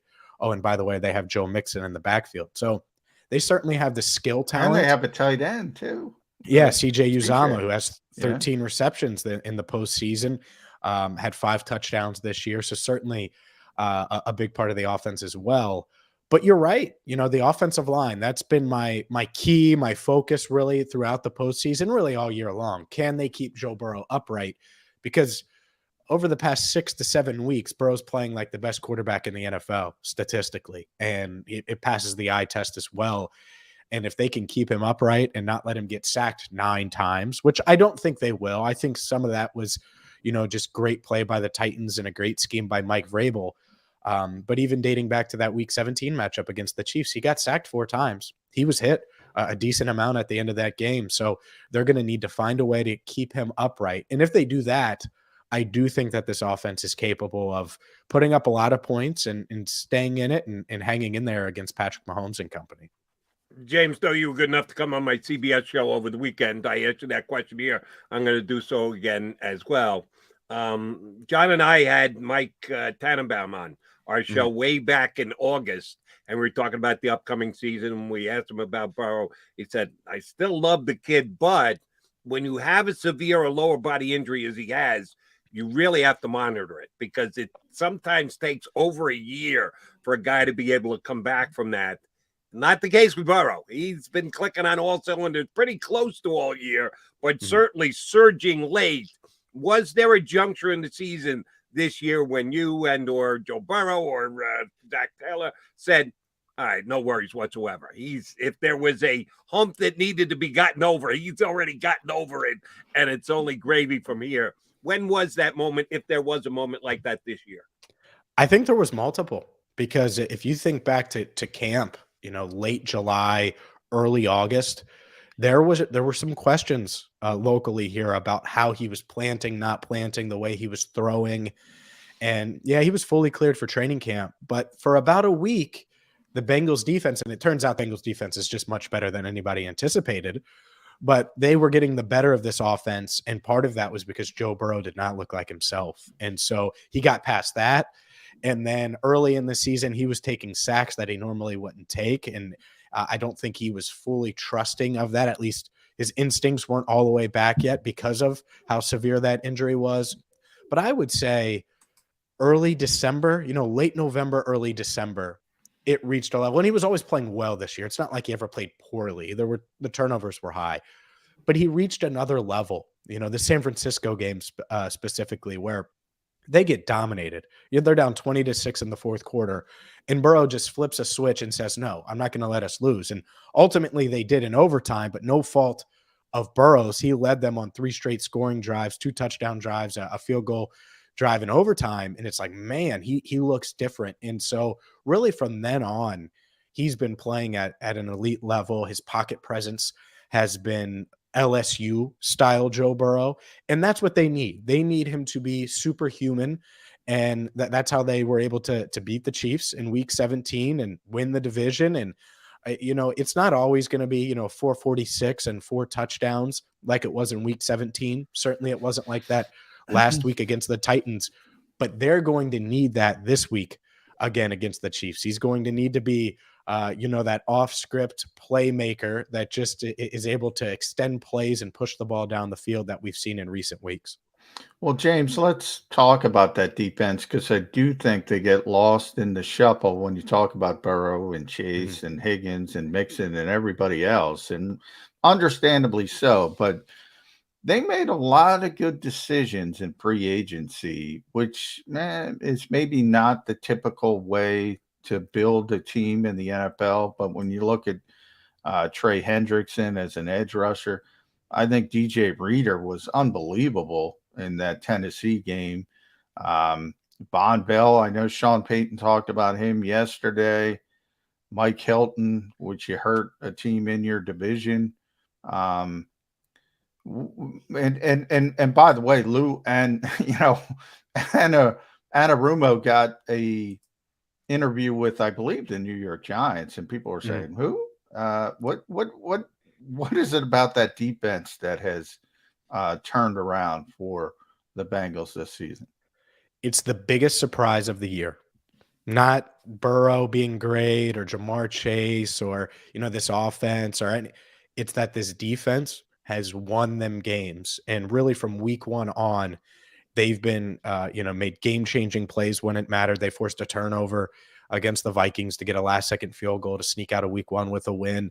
And last week, obviously, against the Titans. And there's so many times in between those 2 games where they've done that over the course of this season. And I think it starts with the front office, actually. They nailed free agency. And Lou Anarumo certainly has a hand in that. Zach Taylor, of course, on who they went after. But over the past 2 years, they've signed DJ Reader, home run at nose tackle. Von Bell has been great for them at safety alongside Jesse Bates. They signed Chidobe Awuzie this offseason. He's clearly their number 1 corner and has been a difference maker. Mike Hilton, Eli Apple, Trey Hendrickson at defensive end, and he might be at the top of the list outside of maybe Reader as far as impact goes, because he's been great, had 14 sacks this year. They only had 17 sacks as an entire team last season. So it started by being aggressive, spending money, and aggressively addressing their weaknesses. But even then, like I said, I didn't anticipate them being this good this season. And all of the pieces fit together like a perfect puzzle. And that's the part of it where Lou Anarumo deserves a ton of credit, because his seat was hotter than Zach Taylor's a year ago. And there was a lot of talk about him being out as defensive coordinator. And the Bengals opted to stick with him, and they got the pieces that he wanted. And he's shown that with these pieces, he can put together a defense that doesn't only win one way, they're multiple. And they, switch from zone to man. They'll blitz some weeks. They won't blitz other weeks. They've really kind of morphed and evolved depending on the opponent from week to week. And he's done a hell of a job. So I was not surprised at all to see the Giants want to interview him. I don't necessarily think he'll get a head coaching job, but what a 180 from a year ago, where it felt like he was going to be out, to now. If he is in Cincinnati, you already know it. This coaching staff, both coordinators and the head coach, Zach Taylor, they're all going to get extensions, assuming that the coordinators don't get head coaching jobs. Let me follow up on that point about Zach Taylor, because we have seen in the NFL, specifically this past season, not only coaches being fired after 2 years, but with David Culley, 1 year, one and done. That's a pretty quick hook, if you ask me. But it has happened in the NFL. And Zach Taylor's coming off 4-11-1. Sounds very familiar here in Philadelphia, as a matter of fact. Season this past year. How hot was his seat? Was there actual pretty strong conversation that, maybe he wasn't the guy to hire and maybe we need somebody else to bring in to pilot Joe Burrow going forward? Or was Burrow's injury actually advantageous because they said, well, Burrow went down. We had no shot after that as soon as he had the injury. We really expected coach to win with the backup quarterback we had. Wasn't happening. How close was there to a possibility of Zach Taylor not being the coach this year? I think, I think there were discussions for sure. And part of it was the Burrow injury, right? If you lose your quarterback, tough to make a second half run. And the Bengals felt like they were going to last year, not necessarily playoffs, but you get to that 7-9 range and you feel good about the future. And instead they didn't have Burrow, but I think it was a combination of things. One, you're right. They lost Burrow. Two, they won 2 out of their last 3 at the end of last season. They beat the Steelers on Monday Night Football with Ryan Finley at quarterback. Last I checked, Finley wasn't in the league still. He might be on a practice squad somewhere, but not in the league. Brandon Allen and company went down to Houston and won. So they had built some momentum going into this year. And so I think that, along with Burrow's injury and the fact that Joe Burrow believes in Zach Taylor, all of those things go into it. But at the same time, if they didn't win this year, I think the seat was, scorching hot coming into it, because the Bengals had invested a ton of resources into this team. You looked at it in Zach Taylor's this offensive mind. Well, he's got a number 1 pick at quarterback, the 5th overall pick at wide receiver, a 33rd overall pick in C. Higgins, who had a great rookie year, a second rounder that they extended in Tyler Boyd, a second rounder and first round talent that they extended in Joe Mixon. He had all the, the weapons to put up a good offense. And so he needed to show that, especially with all the money they invested on defense, they needed to win games. And to his credit, they did that. They got off to a good start, 5-2. And anytime there were rocky waters this year, they stabilized it, and now they're playing their best ball. So Zach's done a good job. His seat is certainly cool now, but there was certainly a path where if it went the other way, that this could have been his final season in Cincinnati. And instead, like I said, now it's more talks of contract extensions than hot seat talk. It's funny how things change that quickly, James. The San Francisco 49ers, probably more than anyone last weekend, proved there's a lot of ways to win games in this league, and one of them is special teams. And hey, that won the game for the Cincinnati Bengals in the end, because it was a rookie kicker, 5th round pick, banging it from 52 in the most high leverage of situations. How good has Evan McPherson been for the Bengals in his rookie season? He's the best 5th round pick off the top of my head that I can remember in quite some time. And, that was a debated topic. By the way, the Eagles thanked the Bengals for an old 5th round Jake pick. Elliott. Jake Elliott, yeah. Yeah. And honestly, I think, because I covered that and I ripped Marvin Lewis when they released Elliott after picking him, in camp, because he struggled a bit in camp. But no, this kid is better than Jake Elliott. I mean, he's been insane this year. He has 11 field goals of 50+ yards or more, combining the playoffs. He has 8 field goals in the 2 postseason games, which goes twofold, right? You want to convert when you get into the red zone, and the Bengals haven't done that, but they have a guy who can certainly get them points and put points on the board. And he has 27. I'm doing some quick math in my head, 27 of their 45 playoff points. So he's had a huge, huge impact. And for just being 22 years old, it doesn't seem like the pressure gets to him. And it's kind of like Joe Burrow, kind of like Jamar Chase. Evan McPherson is cut from that same cloth, where they embrace those big moments It doesn't feel like their heart rate gets, too high or anything like that. And they come through, and he's had 4 game-winning kicks that I can remember off the top of my head this year, and had a chance for a 5th. He hasn't been perfect, did miss against Green Bay, but he's been a game changer. And I don't think they would be here right now if they didn't draft Evan McPherson, which is a testament to how good he's been this year as a rookie. All right, James, I'm going to make a statement, and please feel free to react and or correct if necessary, because I'll be taking a little bit of a shot at the Bengals. I did read this morning that Evan McPherson's jersey is now no longer available because they've run out of them. That there was a big run on them in Cincinnati. Understandably so. The kid, all he does is win games for you. But they don't have enough backup. They can't get him into production to get him ready for this week. I'm guessing that has something to do with the penny pinching team that the Bengals are, that they don't have excess jerseys ready to go or blank jerseys you could just add the name to. Shame on them.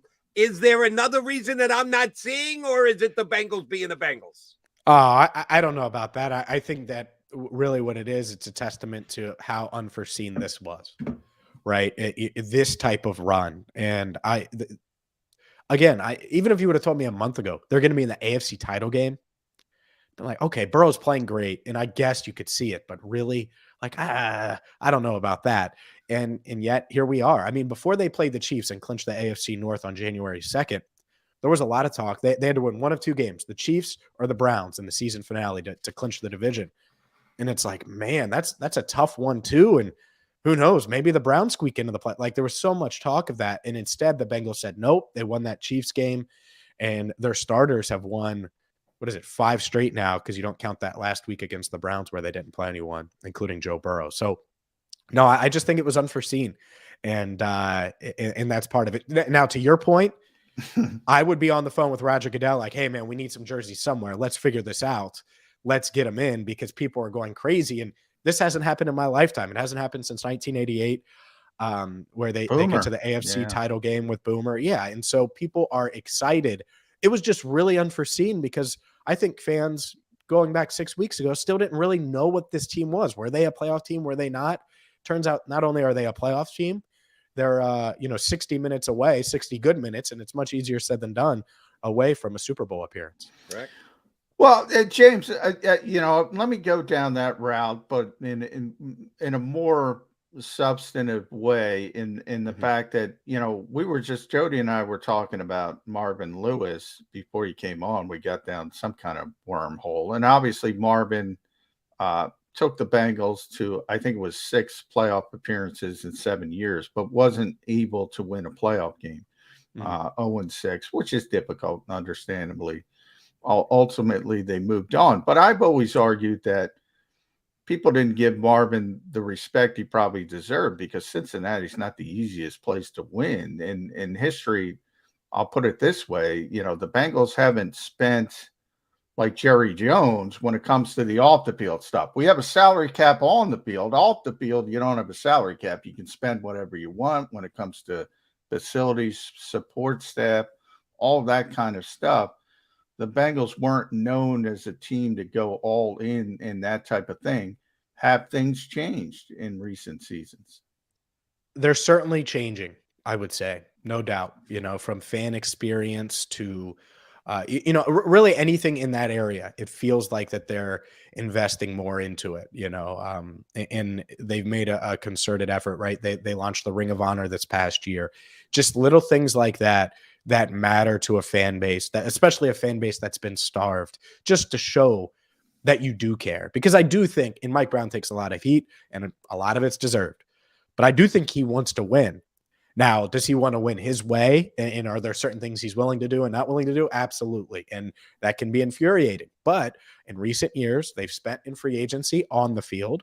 They went and got this young offensive-minded coach that was unproven, but that was the trend of the league. And I'm sure Mike Brown was like, really, is this the route we're going to go? But opted to go that route to be open-minded. And it blew up in his face the first 2 years, but it seems to have panned out. So I think a lot of things are slowly changing, little things that we might not see on the surface. And then the other part of it, the winning part of it, the investing in free agency, when you have Joe Burrow, who has the attitude that he has, and it obviously it's not a bad attitude, but that leadership quality, everything that goes into it, I think it almost forces your hand to go all in on winning because of the star he is. Carson Palmer was a great quarterback, I thought, especially 05, right? There was potential for him to be one of the best quarterbacks in franchise history, but what happened? It just kind of petered out a bit. I don't think that's going to happen with Burrow because there's so much pressure. Palmer wasn't the star that Burrow is. They need to win. He wants to win. He's going to go all in on winning. And, that's why he's in his second season in the AFC title game. So it coincides with Burrow. But, yeah, there's a lot of little things I think that they've done in recent years, the past 3 years, to engage fans, to show that they care. And it goes a long way. Little acts go a long way with the fan base, especially one that is crazy about their team like the Cincinnati Bengals. Let me follow up on the point you just made with my next question. Leadership, attitude. Burrow's got them both in spades. We acknowledge that. We see that. People use the word swag about Joe Burrow, and I can see that. He surely has it. When you are the leader of a team and you've got that kind of swag, does it lay itself off on everybody else? Certainly they're following him on the field. Are they following him off the field? Is this becoming a more swagful team because of Joe Burrow, above and beyond Joe Burrow, because he carries himself the way that he does?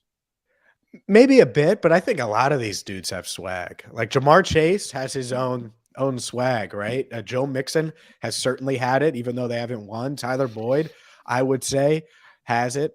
T. Higgins is a quiet guy, but certainly has a little bit of that. And so, I would say they do. Heck, even Evan McPherson, right? They have this swag, confidence. No swag. They can't get his uniform jersey to sell. That you're cutting them off at the legs, and it's swag. That's terrible.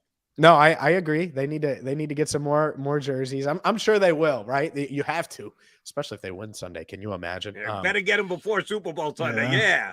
Yeah. But no, I think a lot of these guys, and that's been the fun part about this team is, Burrow has that, and he kind of sets the tone just with his attitude. But a lot of these guys have that type of mental mindset when it comes to football. I'm not saying they're all the same guy and they all do the same things off the field and they all dress the same way. No. But they have that same quality that Burrow has. And when you have a lot of guys like that, then it is contagious and other guys start to believe and buy in. And then the history doesn't matter. Like T. Higgins or Joe Burrow or any of these guys, Von Bell, Trey Hendrickson, none of them care about the past and what this organization was. And I think that matters a lot when you're going on a run like this.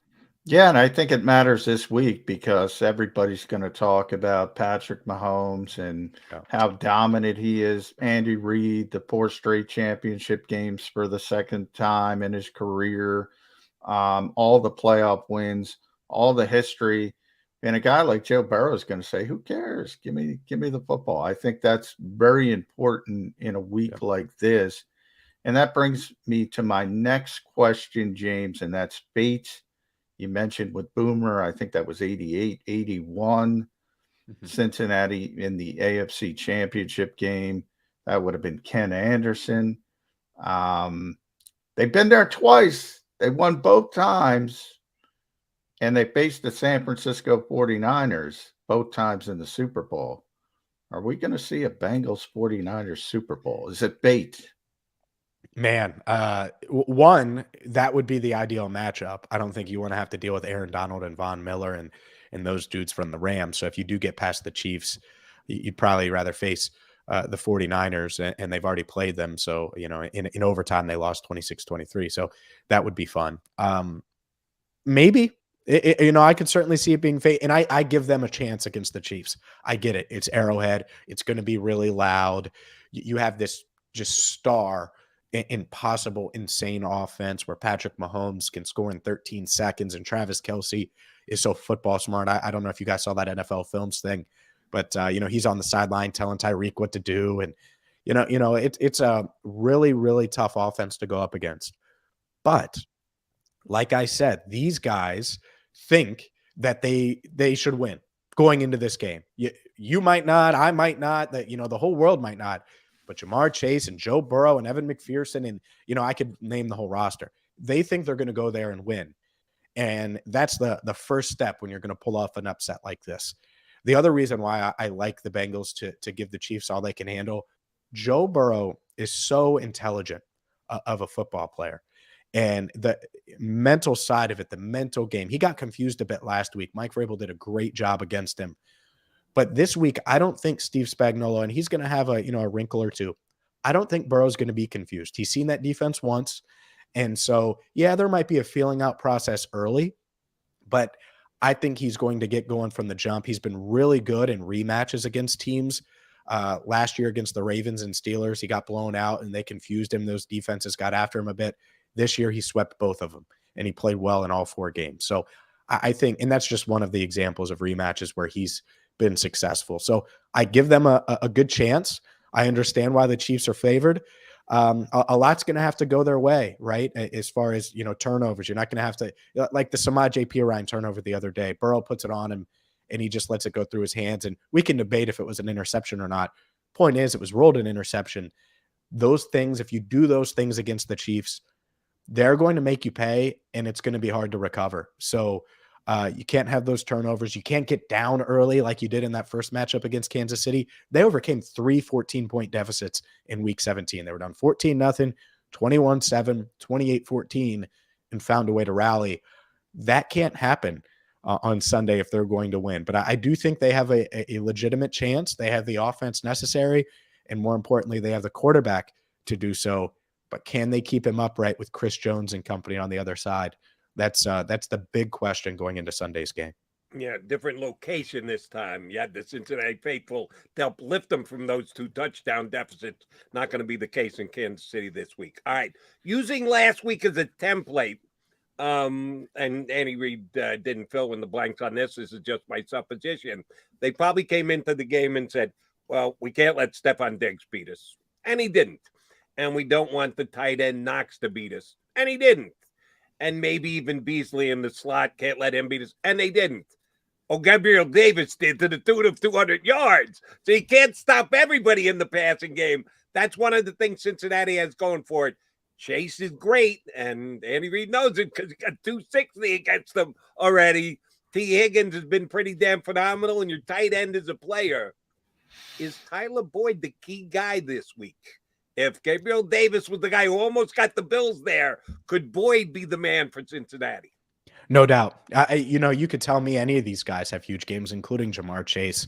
And I would not be shocked. And that's the beauty of the Bengals vision of this Bengals offense, because they've invested high picks in these receivers. You have to pick your poison with Burrow playing the way he is. And if you want to cloud Chase or double Chase, try to take him away, that's fine. Burrow's comfortable with that. The Bengals are comfortable with that because someone else is going to be open.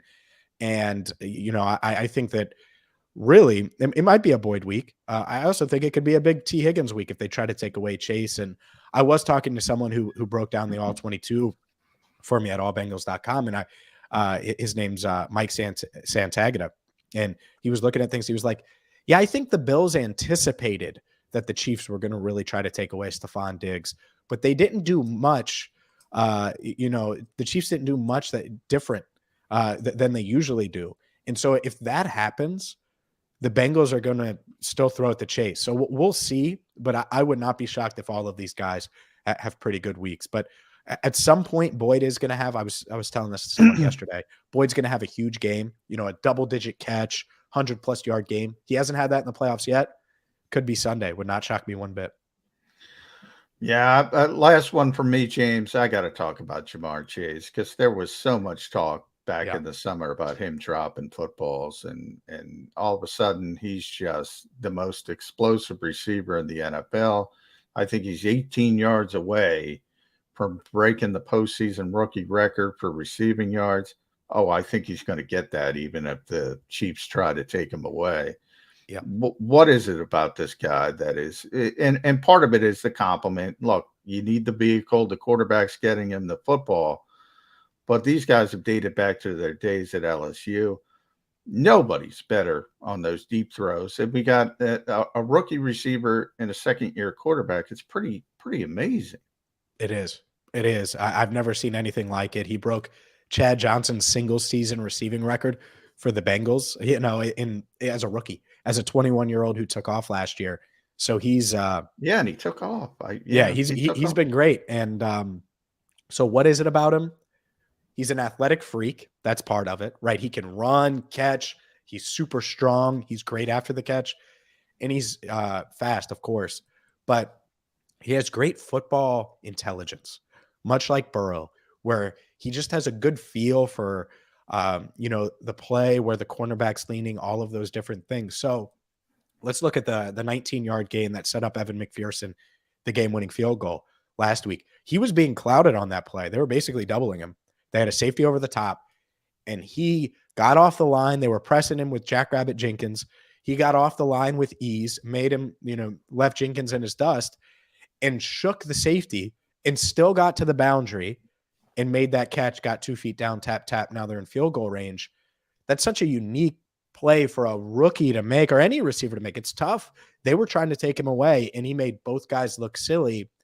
And that's why there was a little lull midseason for Chase, where defenses had adjusted. He had exploded. Everyone was talking about him being offensive rookie of the year. And it was him adjusting to life as a true number one, where the NFL is treating him that way. And for the whole second half of the season, he's seen that and adjusted to it. And the Bengals have found ways to get him the ball anyway. And he's still making game-changing plays. So I would expect more of the same on Sunday. And going back to the draft, I thought they should take Chase. I just thought he was different. And that got a lot of pushback, right, with the Penei Sewell stuff. And they still need to beef up their offensive line. There's no doubt. But Chase has been everything the Bengals could have wanted and then some this season. Yeah, if the Bengals should lose this weekend, I'm not rooting for it or saying they will. I'm just saying starting Monday, you can start talking about the Bengals using a first-round draft pick on an offensive lineman. Oh, that would be a conversation you'll have the rest of the offseason. But I hope that's not the case. For your sake, I hope you're still talking about heading on to another game 2 weeks down the road. James, we appreciate you greatly hopping on with us today. Good stuff. Have a great time on Sunday. We'll be reading you on Monday.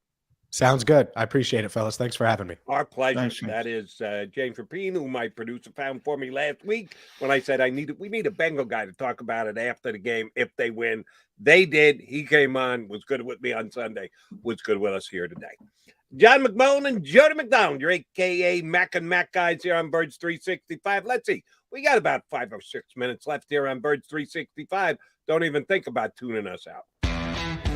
Go for the midnight dares. Go for the memories. Go for the view that goes on forever.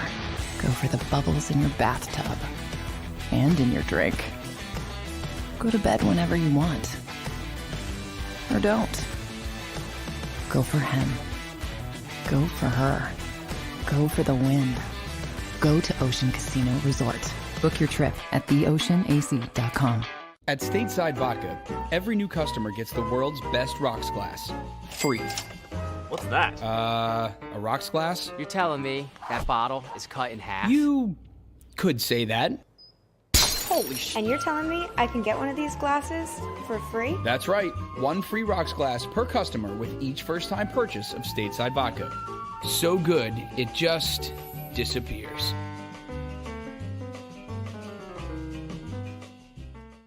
You know you like being right. That's why you should enroll in an Independence Blue Cross plan. It's the health plan chosen by more people than any other, with more doctors and hospitals, more benefits that really rock, more of the coverage you want for the right price, including free doctor visits 24/7. It's a choice you can feel good about, because when you're right, you're right. And when you've got Independence Blue Cross, you're right where you need to be. Call 1-844-200-2583 today to get an Independence Blue Cross plan.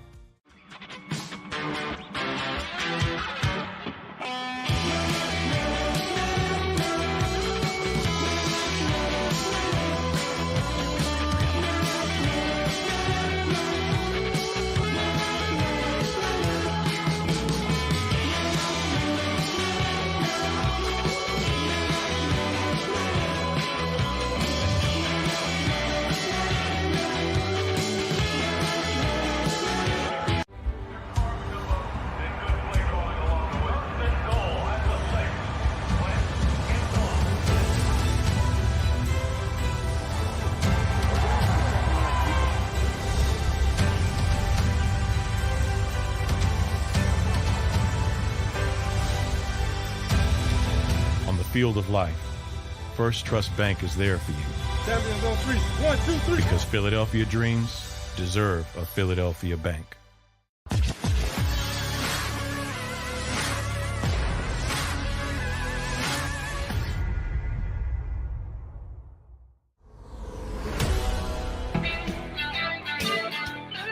Coming down the home stretch of a Birds 365, and in case you're just tuning in, Johnny Mac had some breaking news for us earlier in the show. It's kind of like breaking news. It is, but it isn't. The Eagles announced that Barrett Brooks would be meeting Brandon Brooks will be meeting with the media. Barrett Brooks may be there, but he will not be the main topic of conversation. That would be Brandon. We'll be meeting with the media at 11 o'clock. John, and my speculation is that it's probably to let everyone know that his football career has come to an end. Hope I'm wrong. Hope he's going to give it another shot and come back. But I don't think the Eagles will be just blown away if that is the case. He walks away because the guy's just had a string of awfully bad luck and been injured and had to rehab and the like. That whole story about the Eagles were protecting him late in the season because they want him to have a off season free of rehabbing. Yeah, it was probably a little BS involved. And we'll find out if that's the case today. So John will be heavily involved in that. And we'll be talking about it here tomorrow. But we got a good show planned for tomorrow. Ira Kaufman from JoeBuckFan.com is going to hop aboard because, I think Brady is starting to lean toward a potential retirement. Ira is the Tampa Hall of Fame voter. So I do want to throw a couple questions by him about who's going to be making the Hall of Fame. They already had their meeting. They just haven't revealed the results yet. They'll do that the week of the Super Bowl. So I'm looking forward to talking to Ira. And also Mike Sealski's going to join us tomorrow. Johnny sent me a text and said, did you see Sealski's article about the Eagles in the Inquirer? And I hadn't yet. And I said, yeah, we should definitely try and get him on. I reached out to Mike and he said, Jody, I can't do it tomorrow, meaning today, because it is the anniversary of the passing of Kobe Bryant. And Mike has since written the book about Kobe and his life here in Philadelphia prior to becoming an NBA player, which is playing to rave reviews, as a matter of fact. Great job by Mike Sealski, but understandable that a bunch of people wanted to talk about him since he just did put out the book. Kobe Bryant, may he rest in peace, and we're still grieving for his family for that great loss. Looking forward, though, to talking to Mike. He said, I can do the next day, so we're going to punch him up. Talk Eagles. We'll probably get a little Kobe Bryant in with him tomorrow as well. All right, I'm on the record. I think Brandon, don't call me Barrett Brooks, is retiring today. What say you? Yes, I think it is going to he is going to retire today, unfortunately. And, the Eagles have already been working behind the scenes with sort of a restructuring of his contract to lower his cap number for this instance, an indication he's not coming back, certainly with the Eagles at the bare minimum. And it certainly looks like this is going to be the end of the road for Brandon Brooks. And that's legitimately disappointing because we talked about, you mentioned Ira in the Hall of Fame and Hall of Fame voters. Look, he was heading that way for a while, but longevity is a big part of it. And unfortunately, injuries played a part and looks like it's going to cut things short for Brandon Brooks. But when you think about it, and people think about this later when they always talk about legacy, but when you talk about Jason Kelce at center, Brandon Brooks at right guard, Lane Johnson at right tackle, boy, that was special. And the Eagles haven't been able to put it out there as much as they would have liked over the past number of years. And we see how good this offensive line was this year. Would have been a heck of a lot better with a healthy Brandon Brooks. No, you're a better capologist than I am. I think I understand it pretty well, but you do better. They could be redoing his deal. If he's going to retire, the only thing you're doing is how to divide the money that you have left on his contract up over how many years. it's dead cap hit money. There's no way around it, but you can, depending on how you can. structure the contract. And the Eagles have done that, and they've been good at it. But at some point, ultimately you got to pay the money. Right. So actually, our buddy Mike Garafolo had the numbers to reducing his 2022 cap number from 19.4 million to 7.1 million. The only 2022 cash is a 1.12 million non-guaranteed base salary, and Mike put clearly a deal for cap purposes and anticipation of him not being an Eagle this year. And basically dropped his 22 salary down to the minimum, which probably voids the injury guarantees, but all that is sort of bookkeeping. The only question is, does Brandon want to continue to play somewhere else? But it's clear evidence that he's going to be saying goodbye to Philadelphia. At least he might be saying goodbye to the NFL. We'll have to wait till tomorrow to see that. But John, we'll get all the details on that today on his Zoom Fest, and then he'll be back with us to talk about it tomorrow. And we do have two good guests lined up, so it should be a good one tomorrow. Partner, I will see you back here in 22 hours. Looking forward to it. If you missed any of today's show on the JAKIB Media channel, listen to the podcast on your way home. Available on YouTube, Apple, and Spotify.